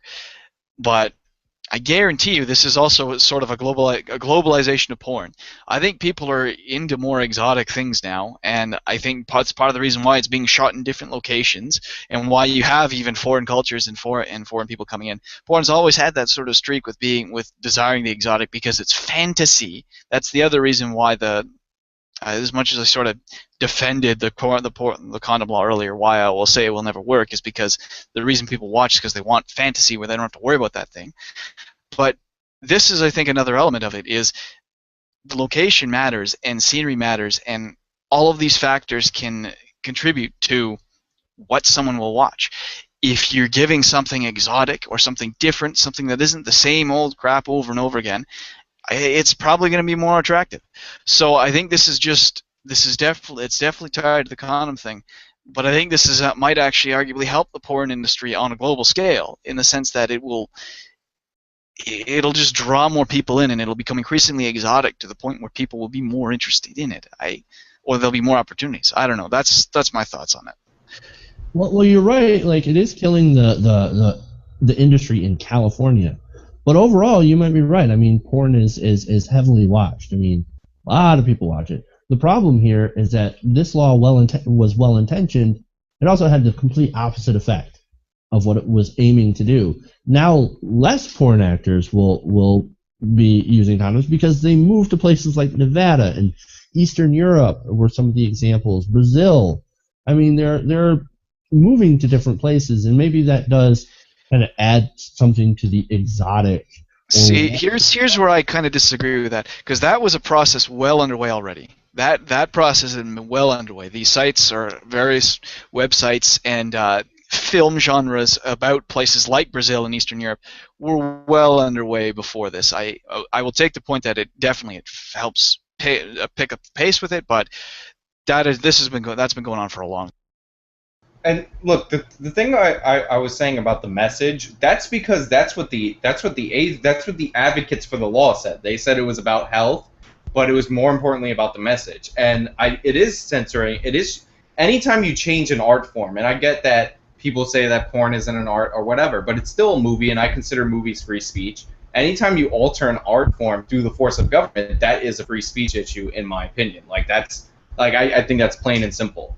But the thing that they were trying to achieve, and I'm going to get in. I don't know why I'm so serious about this porn story, but they were basically trying to make them do what the gay porn industry did voluntarily when HIV was a big outbreak. Like, gay porn used to primarily use condoms in California because they decided after getting pressure from gay groups that they wanted to do that. Like, when their pressure failed in California, they decided to go to the government, and I think that's where they made the mistake. In reality, the market responded. People didn't want to watch this type of porn, and that ended up screwing them over. And to Nick's point about exotic locations, I once saw a porno that took place in outer space, and I loved it. So I totally agree with what you're saying. Yeah, well, but to Nick's point, I get what he's saying. There was a trend. Yeah. But it happened 90% in 1 year after the law was passed. You can't say that there's not a causation correlation thing going on. Of course, and I didn't say that. I fully acknowledge that that's related to this, and that's why it dropped. What I'm saying is, though, I don't think overall this will hurt the porn industry in California. Yes, absolutely. But overall, I think the porn industry is going to be just fine as long as there's people who want to start touching themselves and need something to watch. But we're good. that leaves me with one other issue, and I'm sorry to cut you off, Jordan, is that that's porn that's produced, but we all have smartphones now, and we can all produce porn at home. Would the police have which is a huge growing industry, I might add. Yeah, it's amazing. But would the police? God damn it, a huge growing industry, really? Yeah, I made myself laugh. But are the police gonna break down your door because you post videos on one of the porn YouTube clones that I've never heard of or logged on in my entire life? Like, are they going to break down your door because you're filming a porn without a condom in this location? Like, there's also other issues of unequal enforcement that I have problems with, but mostly I just think it's a free speech issue. And to the AIDS group that wants to put out the condom message, like, I'm going to give you all the condom message. Condoms suck, but it's like pizza. Like, it's still pretty good. It's better than getting sick.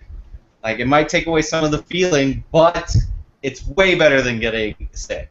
Can I just jump in briefly on Sean's condom message there? Because here's what I got. Condoms, they suck, but that's all I got. Sean, That's all that came through. I had perfect static. It was just perfectly timed. Like, condom message. My point is, they're worth it. Okay, like, they're worth it. Like, I get why in the fan setting you can't. It's definitely beneficial.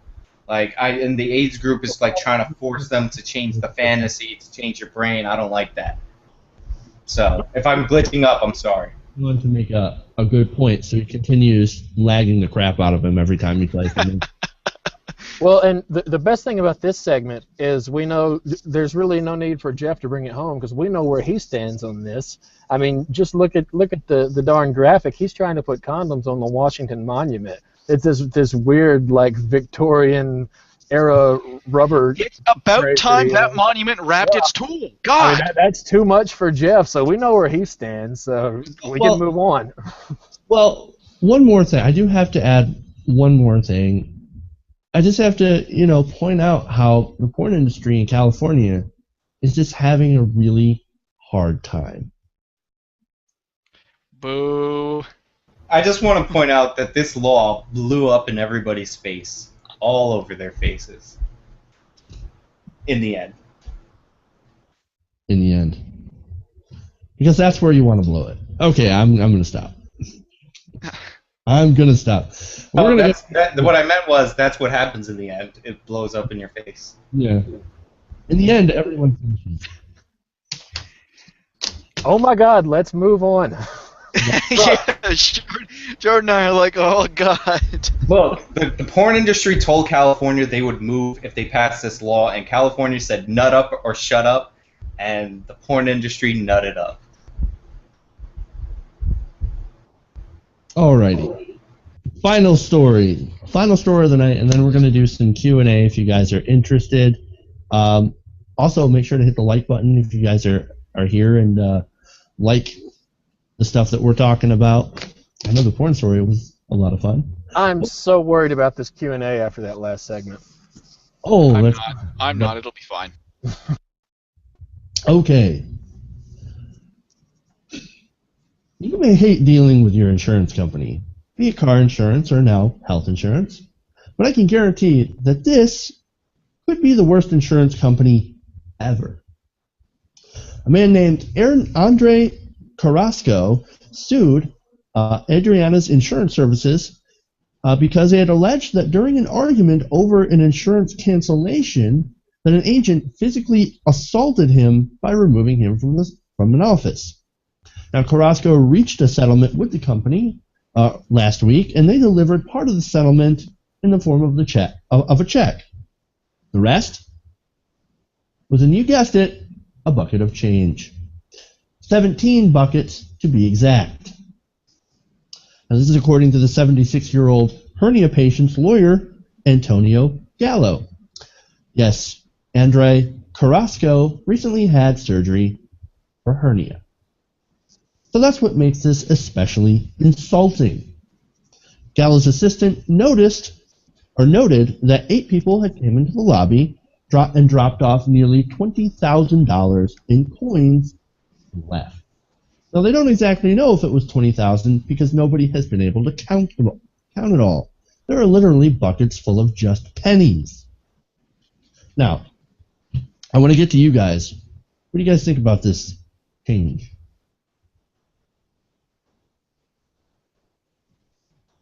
Well, for me, if it had been like a 20 or 30-year-old who kind of made the complaint and won the lawsuit and had kind of won all that money, then paying it in coins, it's a dick move, but it is quite funny. But the fact is that, 72, 73-year-old guy, the fact he had a hernia operation, I don't think that's neither here nor there, because the insurance company doesn't necessarily know anything about that. That just adds to the pain, sort of thing. They should feel even more bad about themselves. But I think it's just the context of the story that makes it bad. Overall, I don't think it's necessarily like an evil thing to do. Personally, if it was one of my friends and I kind of owed them £500 and they expected me to pay them back, I'd be tempted to pay back in like 10p pieces and 5p pieces, just because it'd be quite funny to see them struggle with it. But as I said, it's an old guy who's just had an operation. Yeah, he should probably try suing them again and get some more money, which they have to then pay in a check or something instead. For sure. And that's sort of the funny thing, is if they're not going to, is if they don't like take the coins back and actually pay him the way that he's supposed to, they're going to look at suing them again. Well, they've already sued them once. You're going to actually give this guy fodder to sue you again? It's crazy. It's money. Like, that's cool. I think to me, this story's always funny when somebody pays a company like this.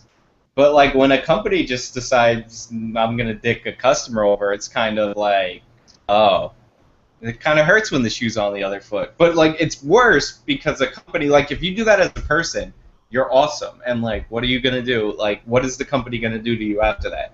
If you do that as a company, like you might lose customers because you're gonna get really hurt, and they're gonna give you 300 pounds of change and tell you to go to the store or go to the bank and do that. Which, by the way, old people like to do anyway. I mean, if you've ever been in a bank, it's all old people there, all with rolls of pennies. Like, this guy probably has a Coinstar machine in his house, but that's besides the point. Like, he doesn't want to. Bank? Florida? What the hell are you talking about? What? I said, where do you bank? In Florida? What the hell are you talking about? If you go to any bank, when I go to the bank, I'm like the only one under 25, or my bad, under 95. That's inside the bank when I go inside. So I don't know what you're talking about. Like you see young people, like 18-year-olds, going in the bank to count. All right. So we're derailed on the whole bank. That's not the point. The point is, ironically, this guy got the hernia because he was lifting coins at the bank. So it's like insult to injury. Okay, first of all, that's unsubstantiated. But let's go with Jordan here. Yeah, I am not as up in arms about this, I guess, as you guys are, and the reason being, like, this still is like a company screwing over a company. Like, we're leaving out the major obvious detail here. Like, they didn't drop off all this change at the gentleman's home. They dropped it off at his lawyer's office. The lawyer is upset that he has to deal with all this change, and he's being a lawyer and making it out making it out to be this this big ordeal where they're coming after it, and he's getting great PR and making his case. Not quite, Jordan. There's a statement from Carrasco. He says, quote, Adriana's insurance, is this the way you treat everyone? Why don't you like your clients? Well, I would argue because they don't have to like your clients. No, but that's my point. They said that after they dropped the money. The lawyer's like, oh, see how much you hate your clients whenever the lawyer has all this money in his office. They didn't drop it off at the guy's house. The lawyer's, you telling me that the lawyer can't, if he really cares about this old person with a hernia or whatever, that he can't go get this money or whatever? No, he's mad because whenever he goes to take his cut, he's going to have to take it in change. That's what he's mad about. I've changed my opinion. I agree with Jordan. Digging over lawyers is fun. No, you do make a good point about the lawyer. Of course, the lawyer should be mad about that. Okay. I think there's grounds for both to be mad because it's a dick move. I mean, if you're gonna look, it's funny, but it's also a dick move. Okay, I want to jump in on this because I'm a little concerned. I mean, it is funny for sure, and I think they're copying Stephen Colbert, because when Jimmy Fallon started this show, he's like, everyone owes me $100, needs to go up, and all these people show up. Stephen Colbert comes with a bucket of coins and dumps it on him. So that was they're just copying Stephen Colbert. So Stephen should have copyrighted that. But The reason this is a little worrying to me, I mean, and granted, have to be a hell of a lot of market deregulation for this to happen, is if they're willing to do it in coins, how long do you think it'll take them for them to do it in other means, like gift cards, Canadian Tire? Oh, you don't have Canadian Tire money, yeah. You don't have Canadian Tire, but like other sort of non-monetary but valued items. Again, have to be a hell of a lot of market deregulation, but it's a little insulting and a little worrying. So I think there should be some concern tossed into this, even though it is a funny story. Yeah, because you make a good point. Because whenever you require something to be purchased, this would be car insurance. You open the door for people to be in the markets to be dicks. I mean, I think this would be a good argument for for like a customer bill of rights, something like that. Basically. Nah, it's legal tender, man. You like. It's move. What? Okay, so I understand that so it's money and everything, and some people will be like, well, it's money, at least they paid me, but it's an insult, is what it is too, because like. Well, guess what? That's freedom of speech. You can insult people in America. That's perfectly legal. Can I just add to point out Nick's point? Legal tender laws prevent them from using gift cards or cigarettes or anything like that. Which is why I said there'd have to be a hell of a lot of market deregulation before we'd ever get to that point. So I'm well aware that there's legal tender laws in place for that. But that's what makes this funny, is that the legal tender law says that pennies and coins and all these low amounts of money are legal tender for all that's public and private. So technically, it's illegal. You guys haven't phased out the penny yet? Nope. Kidding me. It's legal to pay. Oh my god. Pennies. Oh my god. Jordan is right. This is 100% legal, and it's 100% fine. I mean, you can insult. You're allowed to insult your customers this way, but I can't imagine running a good business model doing this sort of thing. You know what I mean? So it's one of those things where they can do this. It's funny, but it's also really kind of an asshole dick move. And I think it's ultimately something like this will probably hurt their business, or could hurt their business, could impact their business, all the negative press about it. And you know what? I hope the guy sues them again. Right. And to Jeff's point about it being a dick move, it's not only a dick move, it's a dick move without a condom on. Oh, you had to go there, didn't you? Just in time for the Q&A segment. That's right. So, that's our last story of the night. So, let's get rid of the fancy graphics here. Thank you guys for joining us here. Don't worry, we're not wrapping up. We're going to have a Q&A. But I just want to remind everybody, of course, to like and subscribe, share this video, or go to our page and share our clips, TYT Nation, youtube.com/TYT Nation, Facebook page, facebook.com/TYT Nation, facebook.com/TYT Community, Twitter @TYT Community, all the normal plugs, Patreon. Of course, if you want to donate, we really appreciate it. Patreon.com/TYT Nation. Help us out. Help us continue to keep doing the show. And now, Q&A. All right, guys. Send us your questions, and we will do our best to answer them.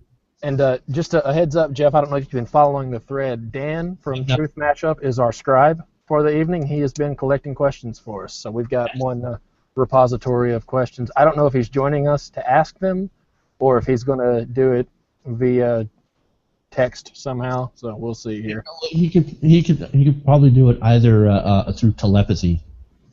That too. He's a Canadian. He has those powers. It's true. We are pretty amazing as Canadians. I did post a question in the thing that I saw. I just grabbed from Lucy. Right, so while we wait for our scribe to continue, I'm going to answer the first question. Hold on. Where is it? Actually? I just put it right there. It's from Lucy L. Okay, Lucy. Do you think you guys, your thoughts about the condoms are slightly biased because you are men? I mean, I felt like the law was great, but I'm a woman naturally, so naturally more likely to get an STI. That's a good question. Let's go down the line and just ask everybody. Let's start with you, Nick. It was a biased question. Perfect. Yes, because I actually want to jump on this first too. Lucy, yes, that's very likely. At the same time, though, most of the women I've slept with have also sort of suggested that it is a better experience without the condom too. The safety matter, I think you're right. I was a little iffy on the law personally, so I'm not. If it worked, I would have been fine with it. If it didn't, I wasn't going to lose any sleep over it. So Sean seems to put a little more interest into the law himself. Going to throw him under the bus there, and I'll pass it to Jordan. Oh, okay. Yeah, I guess I'm just not. It's not really an issue I'm particularly passionate about, but I was asked to have an opinion, so I guess I'll try to have one. I really don't think it's I don't think it's a constitutional violation like Sean does, where he thinks it's a First Amendment violation. I think it's a bad regulation from an industry standpoint, in the terms that it hurt a local industry. Because it made what I guess that demographic, what their target audience considers an inferior product. That said, if there is a legitimate need, if I don't know that this is the case, but if STIs are running rampant in that industry, then too bad your product's going to be a little inferior. But if it's dangerous, then we got a public health issue. I don't know that was necessarily the case, though. I think it might have been kind of an issue where they had a few, anecdotes of people who caught an STI or whatever, and so they, passed this entire law. I honestly, I'm not as against it as maybe I made myself out to be, but I certainly see the argument, for and against it. Yeah, for me. Go ahead, Steve. Okay then. In regards to Lucy's question, my arguments against the law weren't pleasure-based, shall we say. It was just kind of a more business practicality sort of base, in terms of it was going to drive the industry away, and for those reasons. Otherwise, I was pretty much along the same sort of lines as what Nick said. To be honest, I don't think my maleness influenced my decision or kind of ruling on the issue. Yeah, I didn't even know that women were more likely to contract an STI than men. But maybe I'm just not that smart. But yeah, my issue, all kidding aside about the personal stuff that I said about condoms, my issue was about a free speech issue and about regulating sex between two people. I don't think it should be treated differently just because it's on film. So I don't think I was skewed by my maleness, but I've never been a woman, so I have no objective way to prove that. Also, I know that gay males are considered a higher risk for STI infections, and I wouldn't be in favor of a law that regulated them, even knowing that they're at a higher risk, according to some doctors or whatever. I'm not trying to stereotype gay people. Please don't take that the wrong way. But they're considered in an at-risk group. For me, I'm not against the intent of the law. It's just the fact that it backfired is what makes me sort of it's good in theory. It's one of those things that's good in theory that you want to support, but at the same time, it's sort of failing at what it's supposed to do because you're driving everybody away. Now, if you were to maybe you're not only driving these porn companies away, but you're also making a product that people don't want to see. People don't want to see condoms in porn, and knowing that, it's sort of difficult to have these companies continue to make a product that people generally don't want.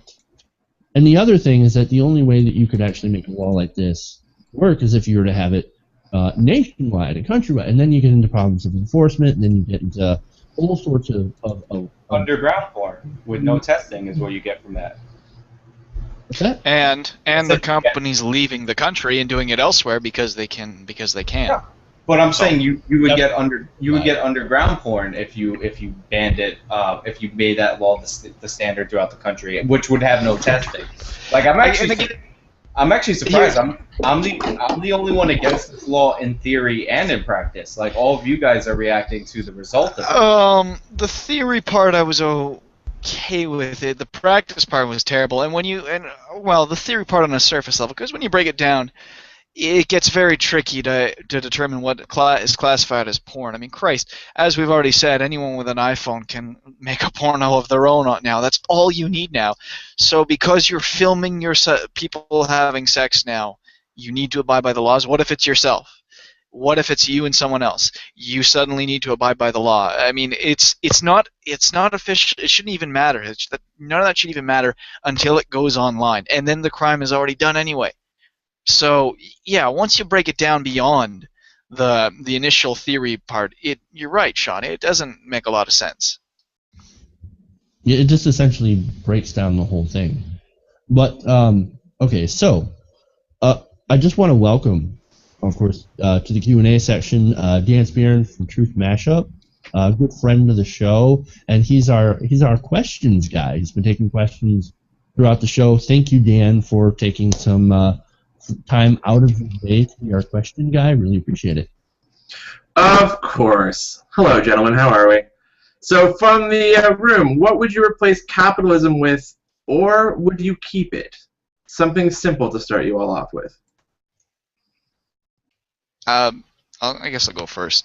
I'd keep it. Obviously not as it is. It needs a lot of work, but time and time again, what humanity has demonstrated is that it has a very, very good habit of innovating and building and expanding our horizons in times of competition and pressure. And I think, I'm sure you could get that in other systems too, and I've not researched it too extensively, but I think capitalism, in theory, is one of the best for doing that thing. It needs regulation. It needs laws in place to make sure that the system is fair for people, so that corruption is minimal. There's very few problems. I think Sean would probably disagree with me on the regulation part, but I think it's just a great overall. Once you get through the bumps, it has enormous potential, and I think it's arguably part of our nature in many ways. I would replace capitalism with communism, obviously. I mean, in the 7 years of communism, it totally worked every single time that it was tried out. In the 200 years that America's been a country and a capitalist country, we didn't create like a quarter of the world's wealth with like 5% of the population. So communism all the way, works all the time. Nobody dies as a result of it. So yeah, that's what I would replace it with. For those of you who don't know, that was sarcasm. No, but the thing is, that's only got a slight bit of sarcasm in it. For me, again, slightly agreeing that kind of a capitalism 2.0 is what I'd say, that kind of eventually society will want to see some sort of change in what it's going. Basically, society will allow itself the best sort of economic system that it will allow itself, sort of thing. It will just come up, like, if we need to improve it, sort of thing, if things get so bad, then we will improve it by force if needs be. Yes, regulations need to change. There does need to be some changes in the systems, but I think fundamentally, capitalism is the best idea that we have at the moment, without radically changing it so much that it becomes a completely new idea. We literally can't think of anything better at the moment. All right, Jordan? Yeah, so, kind of the difference in the two big prevailing theories now, I guess you can say communism has really failed, but, socialism, which is, communism is a form of socialism. But so the problem with socialism or communism is that in communism, man oppresses man. And the problem with capitalism is it's the other way around. And so both systems are highly flawed. In all honesty, it's, I kind of come at this from a Christian perspective. What I think we should aspire to is a distributism, which is a whole kind of wacky idea that comes out of some Catholic economic thinkers who are really more theologians and less economists. So it's something that can be aspired to, but I don't know how feasible it is in the real world. So that said, I think the best viable model that we've got right now is kind of a European capitalism. But even we've seen Europe, or certain parts of Europe have not done so well in the recession as America has. Other parts of Europe have done better. You know, Germany is just going like gangbusters. It's tough to say. I would say that a sensibly well-regulated capitalist economy is realistically probably our best option. Like, that's what we can achieve. But I think the best option is a kind of a distributism. But yeah, that would be really hard to pull off. I think what we need is we need a true mixed market system that we actually had here in America. The best system that we have is one that we've had here in America during the 50s and 60s. Now, of course, there were problems with that. Of course, as Jordan always tends to point out, some people were not included in that system, but had they been included in that system, it would have been better for them as a whole. And so when you look at a mixed market economy, you have socialist elements on stuff that matters, like education, healthcare, things like that, etc. And then you also had capitalism.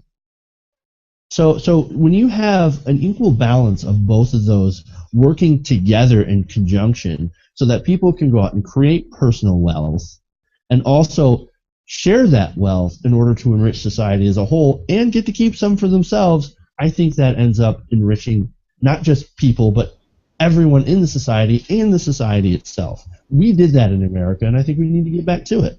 Right now, we're too far on the capitalist. We're in the crony capitalist now. We need to go back, and we need to get back to some of our socialistic tendencies as well that we used to have. Get a little bit more socialism back into the system with healthcare and education, and then let the capitalists also be capitalists. Yeah, and to break down what everybody just said in the way that they don't want it to be taken, they want to use the socialism to make cronyism work for them. I want everything to be exchanged freely based on a voluntary basis because that's what a capitalist system is. Oh, wait, I'm sorry, I want a communist system. I forgot. All right, let me follow up then, since you guys are having this conversation with Sean, because everyone else seems to be on the same page. Sean, explain to me, if you're somebody who's poor, how does your system work for them?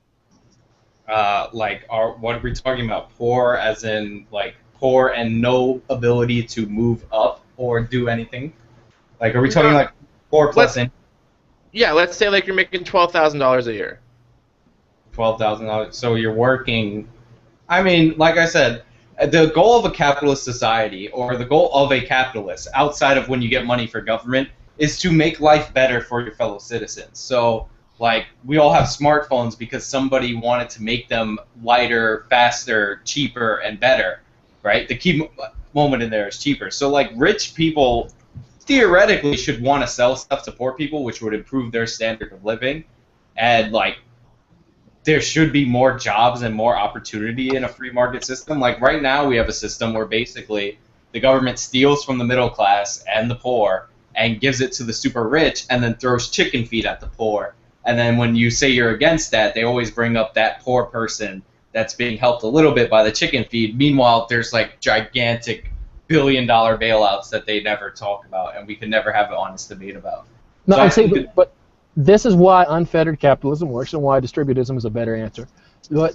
So the thing that Sean I'm sure, and Sean is going to immediately recognize this phrase when I say it, but the concept rests on is that two parties will not enter into business or make a transaction with one another if there's not something that they see as the benefit to each party, meaning no one will willingly make a purchase or a transaction that they don't think is good for them. The problem is people don't always know what's best for them, and it's not just poor people. It's not just exploited people. We covered a freaking segment to start the show about that, like that these these businesses and these CEOs, these big corporations, they don't really care about the long-term viability of the company. They care about getting they get their golden parachute severance package, they get humiliated and fired, and they get $30 million for it. They care about taking care of themselves and the next day. They don't care about building a stronger economy that's going to be better in the long run, because people are motivated by immediate gratification. If you offer somebody $5 an hour or $10 in a week, they're going to take $5 an hour, and that we've got the data that shows that.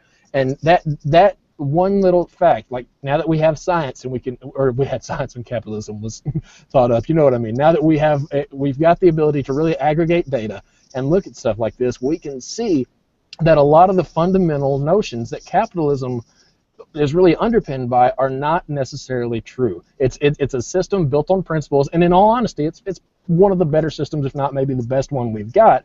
But some of its fundamental propositions are just not true. And so the extreme libertarian view that Sean takes of the completely unfettered capitalist market, it's based on a pipe dream.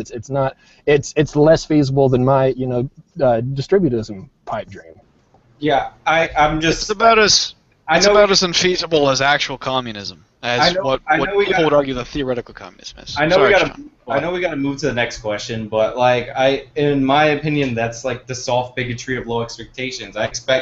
I know people, when given the opportunity to do for themselves, will generally do the right thing, or for themselves. I don't think people are fundamentally dumb or anything like that. And I think in every country where you've had a more capitalist country, or the more capitalist you are in the country, the better off the majority of the people are. And when you go in the other direction, and I understand there's examples in the middle that you can point to, and that those are fine.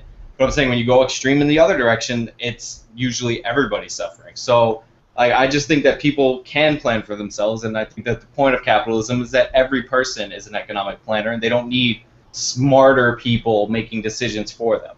That's why the standard of living in Somalia is so sky high right now, because that just completely unfettered capitalism there. First of all, Somalia cast off their central government, and every indicator. And everybody's an entrepreneur and their own man. Every indicator, according to a CIA report, life expectancy, everything like that, all went up. So, and they also established, they also went back to their historical common law. So what happened in Somalia is that they proved that no government is better than a horrible dictatorship government. No, because the only reason the life expectancy started going up is when they started infringing on trade and the free market that you advocate. That's the only reason that improved. That's why, because they're hijacking ships. The Somali pirates are shit. That was my fault. The Somali pirates are a small part of their economy. Number two, they actually developed a system of common law in Somalia that's more progressive than ours, because it's more about it's more about making amends than putting people in jail, because they don't have jails. So there are some. They shoot them instead. The country in the world. Okay, while we wait to find the Somali correspondent, let's come back to the questions of the room, shall we? Yeah, that's what I'm saying. Go to the question. Okay, so the next question comes, and this is another small and simple answer. What is your stance on the idea of a giant border wall in the South U.S.? If morally opposed, why? I'd rather live in Somalia than North Korea. But, yeah. So I'm against the border fence. I'm against any border fencing. The fencing that we have now is over the easier parts across the border, and that's why a lot of people die going through the desert and the more rough terrain. I believe in general terms, or philosophically, that people have the right to travel as freely as possible. So I'm totally against the fence, and I think it's morally wrong. And also, it's super weird that I'm in supposedly the freest country on earth, but there's a gigantic fence preventing me from leaving half of the country. I think that's wrong. I think actually most of us will be in sort of agreement with Sean's, although probably for different reasons than what he outlined. It's not the perception of being prevented from leaving, it's more the idea of keeping things out. And that, I think, is what's so utterly horrifying at the notion of building a wall on your southern border. As a Canadian, this has been tried before, and it's, Christ, what more do you need? the 1940s, every country in the world turns away a ship because it's carrying Jews. The Americans escort it out with a light cruiser, for crying out loud. Like, do you want to go down that road again? Do you want to do that?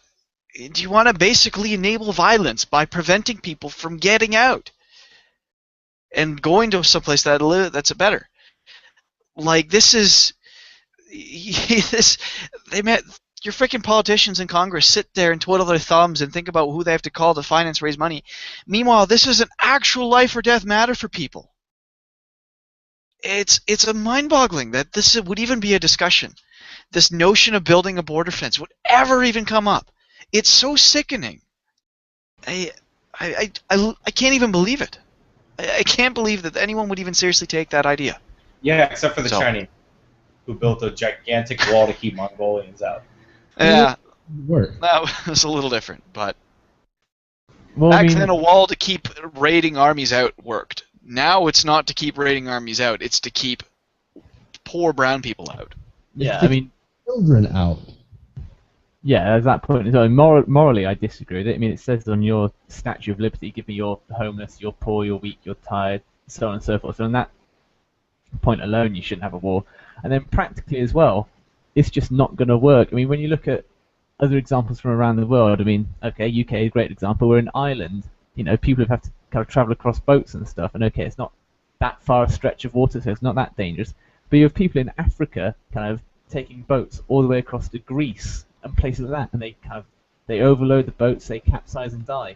And I mean, I'd argue that they probably make even more riskier journeys than those crossing across the Mexican-US border, and they're willing to go to Greece to go and live to better their lives. So of course that's a much riskier route. So of course the Mexicans are going to take a less riskier route just to cross some land. Okay, I know it's a desert, it's not just some land, but they're going to take that chance because they know that they're probably going to have a better life in America, even if they're at the very bottom 1% of America. For some of them, that's still better than being in the top 10% in Mexico. So practically and morally, it's just a stupid idea. And I think when it comes to the current border crisis that we're having right now, it's not trying to make a better life economically from than in Mexico. It is a life or death issue because they're trying to escape drug gangs, brutal drug gangs that kill your family if you don't join them. They routinely do gruesome, horrible things in order to try to drive recruitment. So, these people, they're gonna try and get out of that situation, and building a wall to keep those people out is morally reprehensible. And these people, most of them will call themselves Christians. It should be ashamed of themselves and appalled at what they're trying to do, what they're actually advocating for. And you see these people, blockading buses full of, immigrant children and sometimes kids from the YMCA, just out of complete unfettered hatred of other people, just because they don't speak our language and just because they weren't born here and have a different color skin. And by the way, even if they come here and they work like low-paying jobs and all that, like they still add to the economy. Like it's not only like a moral thing, it's also like logical. Like immigrants add to the economy, and their kids. Like once they have a set of kids, which we call anchor babies, like their kids grow up to be more productive than they do, which is like every single group who's ever immigrated to America ever. Is they come here, they might go through some hard times, but the next generation does better, the next generation does better, the next generation does better than that. Like, it's the same American dream, like, even if the name is Sanchez or Irizarry or Gonzalez or whatever.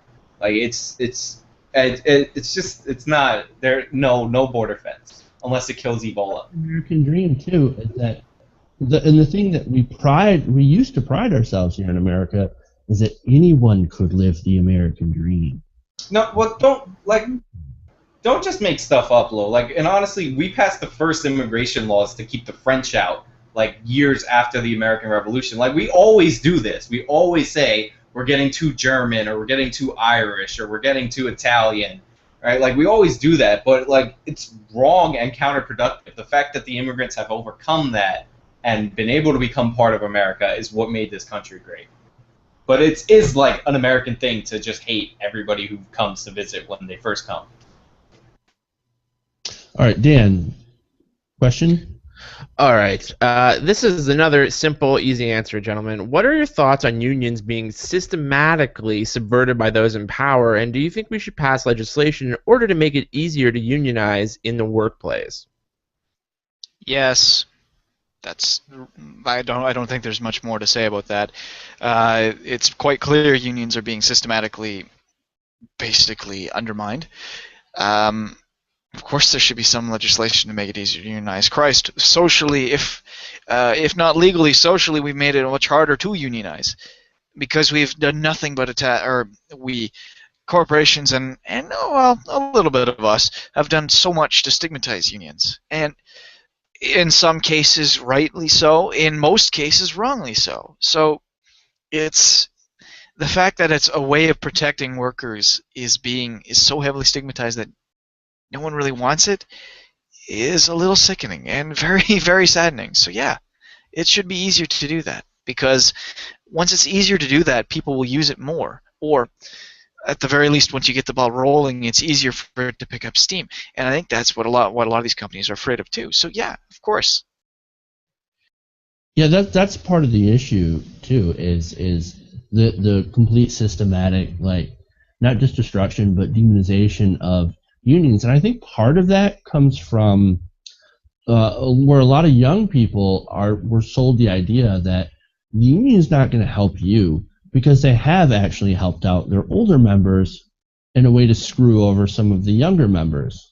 You know, I can't come up with any concrete examples, but when you have older members of a union renegotiating contracts, they'll negotiate the good things for them, but then screw over some of the younger people who are in the union. So it breeds this distrust of the union as a whole. Well, these guys don't represent me. They look at how they didn't stick up for me. And that's part of the issue. And of course, the other part is that you do have this assault through government legislation. Michigan, for example, just became a right-to-work state. I think it was this year or last year. That was rammed through. So, goodbye union representation there. You also had, even back in the 80s, where Reagan, it's kind of really where they started. Reagan, doing the FAA strikes or whatever, killing that, protest. And also you had Harris v. Quinn, which also, in the words of Dan, basically took the unions out back and shot them in the head.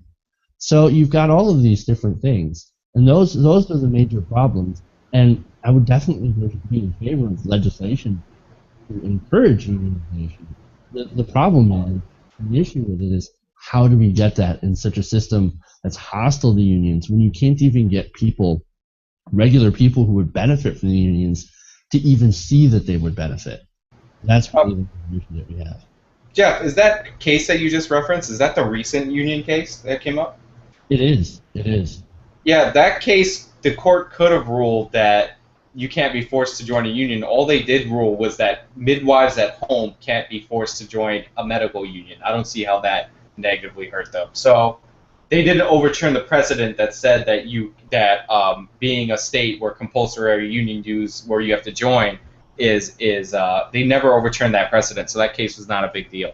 What I will say is, I am in favor of laws that make it easier to join a union. I hate the idea that we did a story a long time ago about McDonald's and Walmart, or one of those people that they were protesting, and then the NLRB said that they couldn't protest because they weren't already a union. I think that's nonsense. I think a union is a voluntary organization that you should be free to join or not join. So I'm in favor of repealing all laws that make it more difficult for people to form unions. And I'm also in favor of laws that make you have to join a union if that profession is unionized. So I think it should be easy to get in, easy to get out. Dan, you're going crazy over there.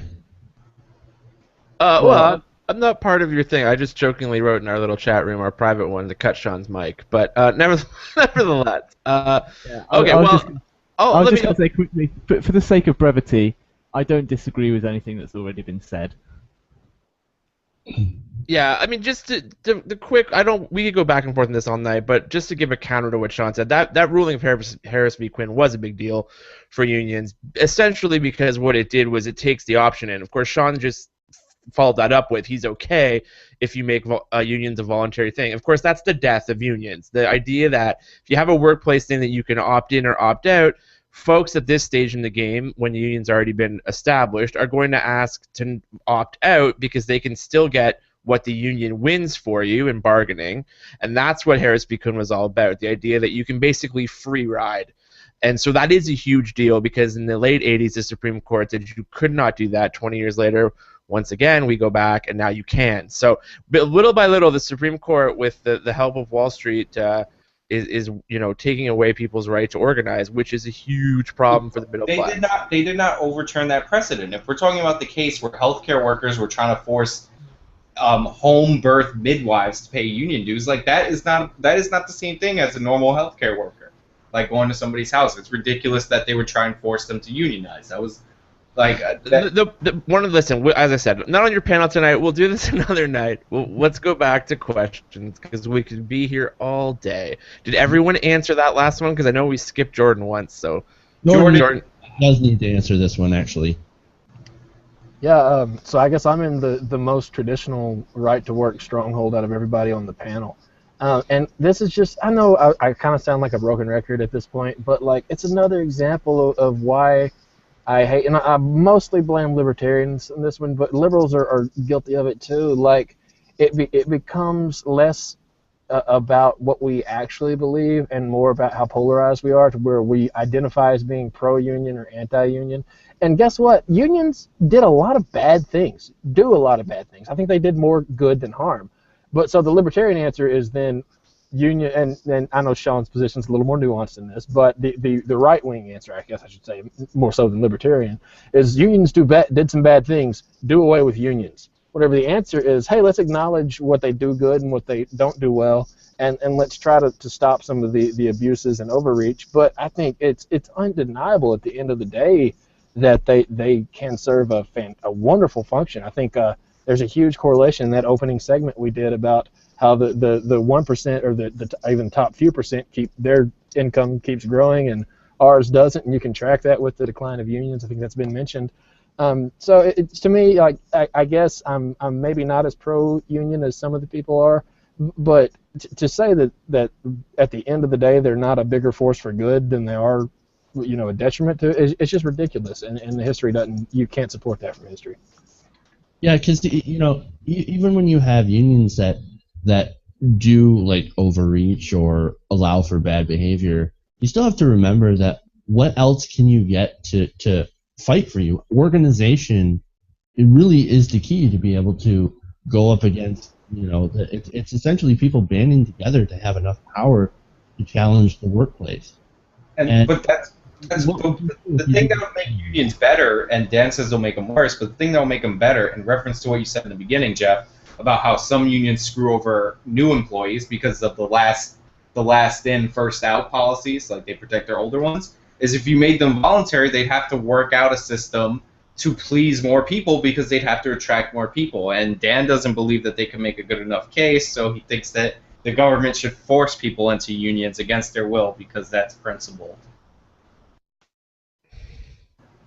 I missed you, Sean. Now this is the reason why I only do the last part of the show now, Sean.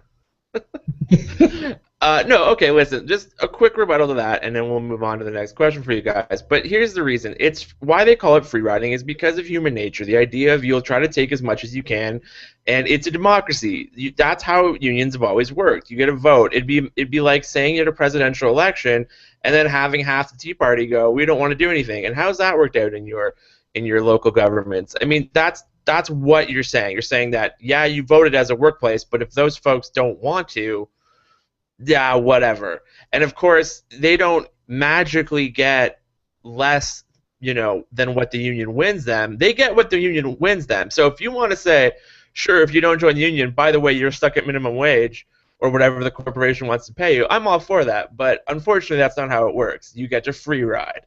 And one of the largest sects of that you're going to see with boomers aging is at home health care. So it's not, listen, they trotted out The big business trotted out the mom with the son, but a good portion of those folks are not only poor, but they're black. And the white middle-class lady with taking care of her son was a great case, but it's a real problem for unions in America. Let's move on, shall we, to the last question for you guys? Indeed. Okay, so let's take a specific question, and we'll ask a few of you specific questions here to end the show. So we've got Jordan. Is there any valid religious reason why condoms shouldn't be used? No. Well, let's put it like this. I get that I'm the religious person, so I get religious questions, but like all religions are not the same, right? So I'm not here to speak for different religions. I'm here to speak, from a Christian perspective. No, actually, because of we kind of got into this. Was it last week, a couple weeks ago? Because of some of our religious beliefs, like my wife and I chose not to use certain forms of birth control.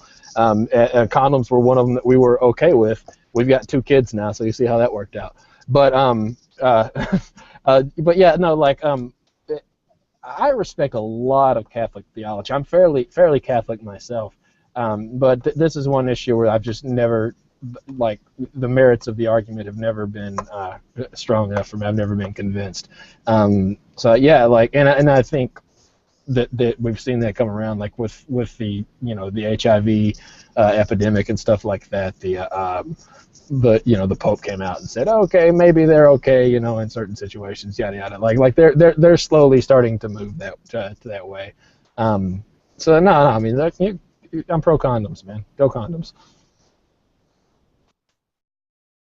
Well, there you go, kids. Should we end on that, and then we just have like a more star flash across the screen? More rubbers. There you go, gents. Those are all the room's questions. So unless you want to start answering mine, that's it. Nope, don't feel like answering yours. I want a question. I want a question from Dan right here. I want a question. Oh no, you don't. Trust me, you don't want this. Dan. All right, I'm gonna says one each. Fine, one each. I will we ask you, since we all in TYT Network try to avoid talking as much Gaza as possible because of the comment wars in beneath all of our sections. But I will ask you this, Jordan, since you are the Christian on the panel. Let me ask you, do you think that a lot of studies have come out recently about millennials, and they're not taking the side of Israel as much as previous generations? Do you think any of that has to do with the right wing in America, especially in your country, that has sort of aligned itself with anti-gay and anti, many things like freedoms, anti-Muslim, and that kind of movement that we see now Israel as a part of that right-wing plank of the 1980s Reaganism, if you will? Yeah. It's definitely associated, like the religious language, all the way back to the inception of the modern state of Israel. It's been religion's been tied into it. I do want to say though, like Israel's not a religious nation; it's an ethnic nation, and I do think that ethnic nations have a right to exist. I know we love to trumpet ourselves in America as this melting pot. We're failing miserably right now, like we talked about in the wall segment. But and that's cool, that's great, but that's not something I think we need to force on everyone else. And the reason why I say that is we've got to be real about how we became that melting pot of a nation with no national ethnic identity, is that we wiped out dozens of ethnic nations who were already here and eradicated them. So the idea that everything about I do think there's some merit to not having an ethnic identity as a nation, like we see in America and a lot of other Western countries, just because of the way people move. But at the same time, that doesn't invalidate an ethnic nation. So I think Israel has a right to exist. So as for the reason that why we see millennials not being so gung-ho Israel, I think is what finally put Zionism over the edge and created the modern state of Israel was the Holocaust and the atrocities that were perpetrated upon these people. But that's in history books for millennials, and even for the generation before millennials. So what we've seen is Israel as more of an oppressor. And I'm not drawing a parallel between Israel and the Nazis. What the Holocaust and Israel is doing in Palestine are not on equal footing. However, Israel is an apartheid state. There certainly have been some, some serious, humanitarian issues going on there. And so again, I'm not equating the two. I'm just saying we haven't seen Israel as the victim. We missed, the Holocaust. We missed Israel's neighbors, attempting to gang up on it. All we've seen is Israel post that war, whenever they cleaned house, took more land, and have ruled with an iron fist. Like, that's what we've seen. And I think there's certainly an aspect of the whole, it's associated with the religious right. But I really think at the end of the day, the reason why younger people aren't as pro-Israel as older people is because younger people have not seen an Israel that it's easy to be proud of. And I think older people necessarily, they've got a little more context. There's two different standards there. There's an interesting. We talked about this on the show recently, and I think it'll probably come up again on Sunday. But one of the most interesting statistics, just to put it in a historical context, is Israel's now been in that area of whatever you want to call it, the occupied territories, longer than Russia was in post-World War II Europe. So, I mean, there's just from a historical standpoint, I think you really hit the nail on the head with younger people. It's kind of a different narrative altogether if you grew up, 80s and beyond. Continuing on that, let's pivot here quickly to Mr. Brittam himself. Let me ask you this, Stephen. My country in Canada has been actually released a trailer in support of Israel on YouTube. America is, sending weapons as they always do, but Britain's been a lot more, almost uncharacteristically in a way, supportive of Palestine. Now, I say supportive in very vague terms, but from the rhetoric we usually see. Do you think there's a lot of sentiment changing there, or is that just Cameron?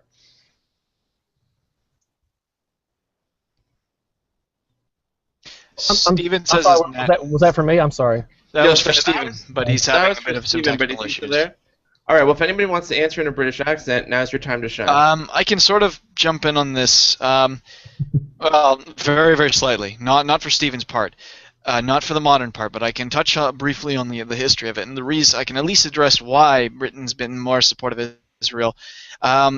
Contrary to what Jordan thinks, not contrary.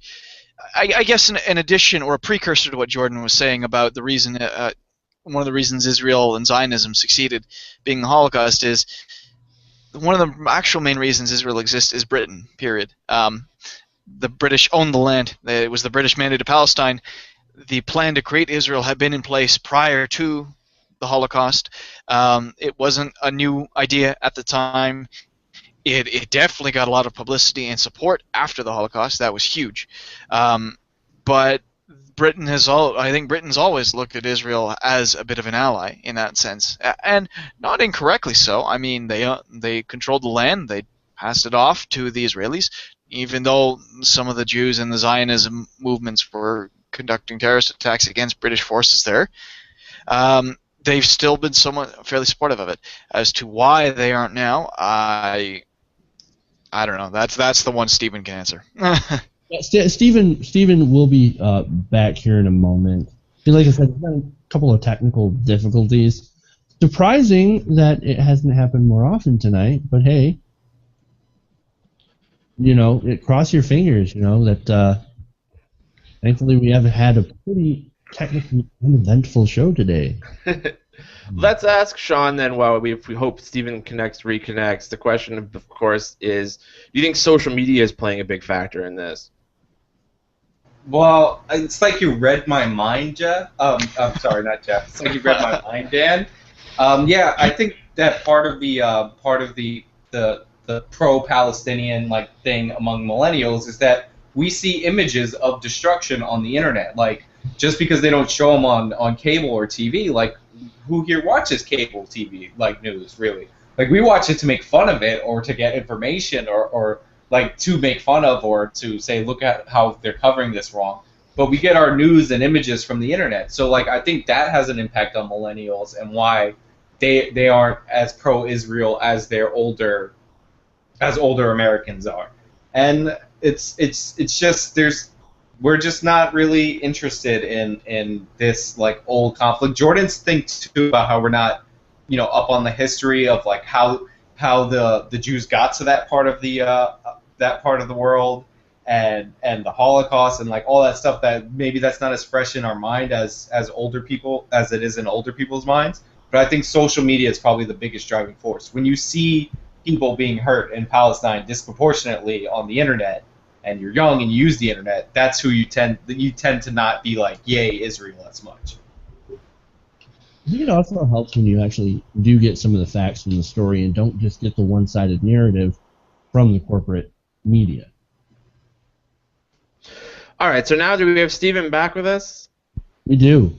Steven, Yeah, can I'm you back. hear us? Okay, good. Yeah. So we were going around the table on the Gaza conflict, and the question I had for you is, Canada and America is still sort of staunchly taking the, Israel has a right to defend itself, but we've seen Cameron and Britain be a little bit more, outspoken on this issue. Are things changing with the narrative there? Is it just your specific government and power? What's your take?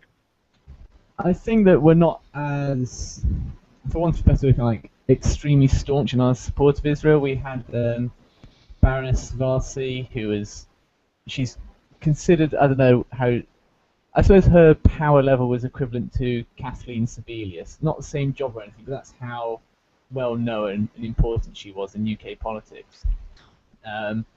She resigned her cabinet position over kind of Britain's involvement in supporting Israel, saying, basically because Britain's helped give arms to Israel and therefore were complicit in the murder of the children in Gaza.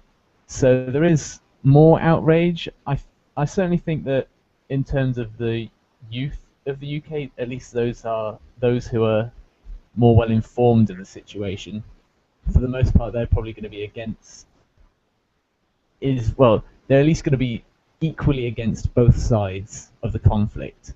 You're not going to have as many people in favor of completely favoring Israel and completely against Palestine. I think you get more of at least a balanced dislike for both sides in the situation.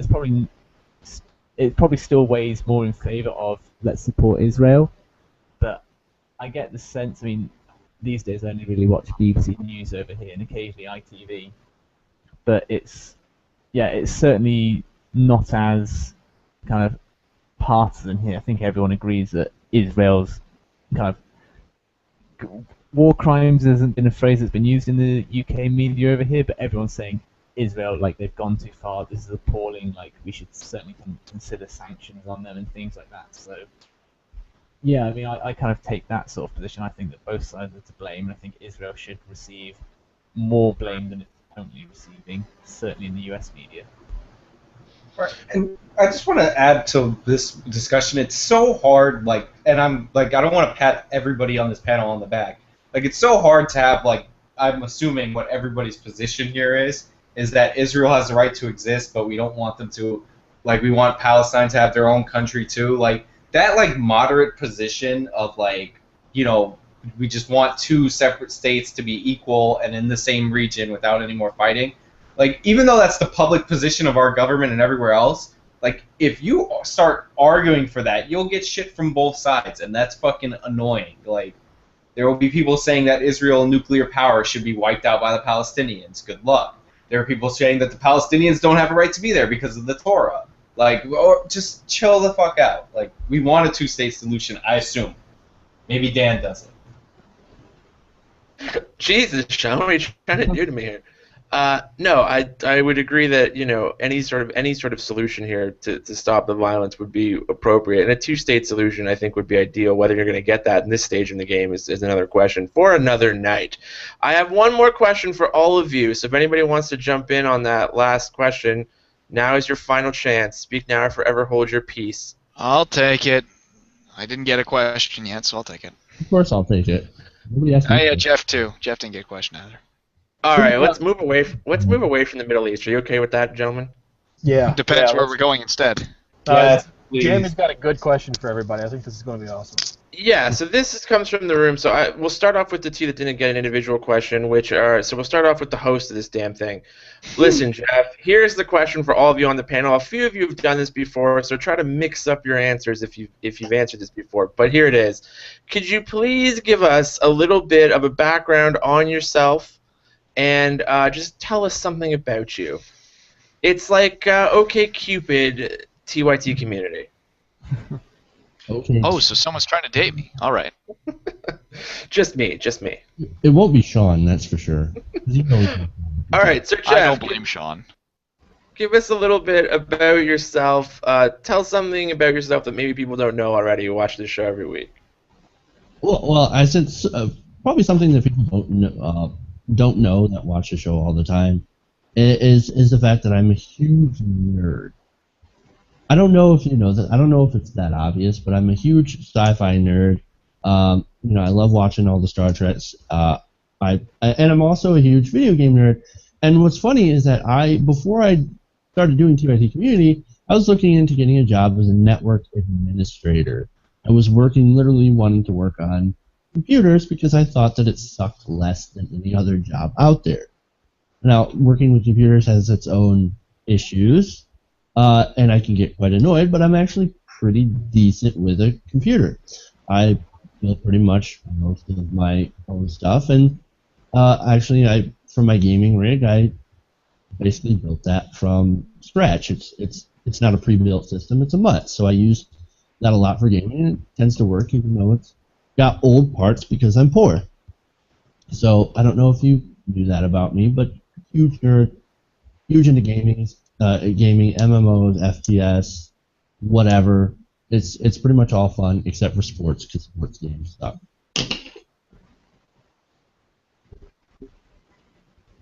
Okay.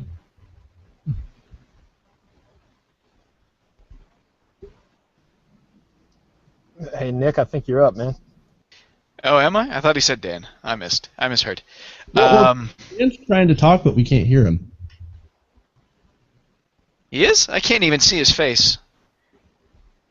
Well, he was trying to say something, but it didn't come through. If you can't hear me, just go along the line and tell us something about yourself. All right, so I guess that's me then. Well,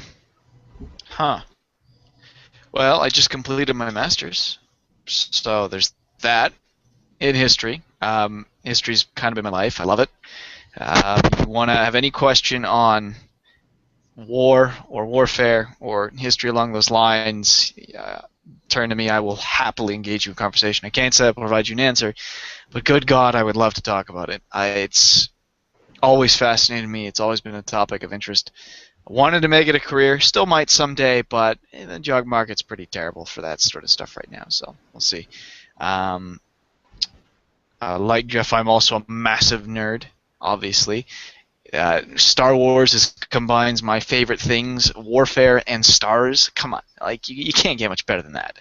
And basically every other action movie and every other video game. So the same sort of spiel about that sort of stuff, also including the sports thing, the hell of sports games. Yeah, fuck sports games. Right. Sean, I think you're up. Okay, things that you don't know about me. Things you don't know about me. I'm half Irish, half Puerto Rican. I think our longer-term viewers know that, and people who could read my last name could know the Irish part. I do like nerd stuff too. Jeff and I argue about movies a lot if I show up early for the show, and sometimes late in the show. And it's not even like arguing like substantive points. It's arguing very minute nerd things about certain movies. My academics and stuff is in criminal justice, and I just re-registered for school, bachelor's, master's program, not a big deal. And I'm taking theater classes this semester because I want to be more theatrical. And when Dan mentioned OkCupid on TYT Community, I got a little heartbroken because I was on OkCupid. At my profile, Sean is sad, smiley face, winky face, and search that handle. And I had bad experiences. Some good experiences, but lots of bad ones. Anytime the last question can also help you promote your OkCupid profile, I think it's a good question. So There you go. You're welcome, Sean. I believe. Overseas, Steven, tell us something that we might not know about you. Okay, well, for long-time viewers, they probably know that I'm doing a PhD at the moment, and I'm just about to start my second year. It's in American politics, journalism, and psychology, looking at the cable news channels and how they use vitriolic language. I'm going to start lecturing this year, and apparently my university thinks that only 2 days' worth of workshops prepares you of how to be a lecturer, which should be fun. And what you don't know about me is that I know lots of interesting facts about how to deal with Russian and Chinese kids, because the reason for my absence for the last 6 weeks, I was working at an international summer school where we have lots of young kids. And one interesting fact about Russians is that they think that drinking cold water is bad for you, and therefore when they're dehydrated, they won't drink any water, which is fun to try and explain to them. So there's that. Well, that's different. I guess I'm going to go more kind of along the lines of Jeff, and because I guess the reason for the question was so they could kind of get our whole perspective and stuff. So my name's I'm Jordan French. I'm the Regressive Progressive. From a little town called Stuttgart in Arkansas. I don't live there anymore, but I still do reside in the natural state, which is the greatest place on earth. I studied Christian theology and biblical studies. Used to be a Southern Baptist pastor for a little while, and now I'm in sales now. Not really in anything around my field of study anymore. I have 2 wonderful children, Tychicus and Theophilus. And I have an amazing wife whom I don't deserve, and I don't know how I tricked her into marrying me, much less sticking with me this long, but she did, and God bless her for it. I really enjoy hunting and shooting. I try to eat as little meat as possible that I didn't kill. We live out on some land out in the country where I can kind of do stuff like that, and so that's pretty great, and I'm really thankful and blessed to be able to do that. And man, this show is kind of the highlight of my week, man.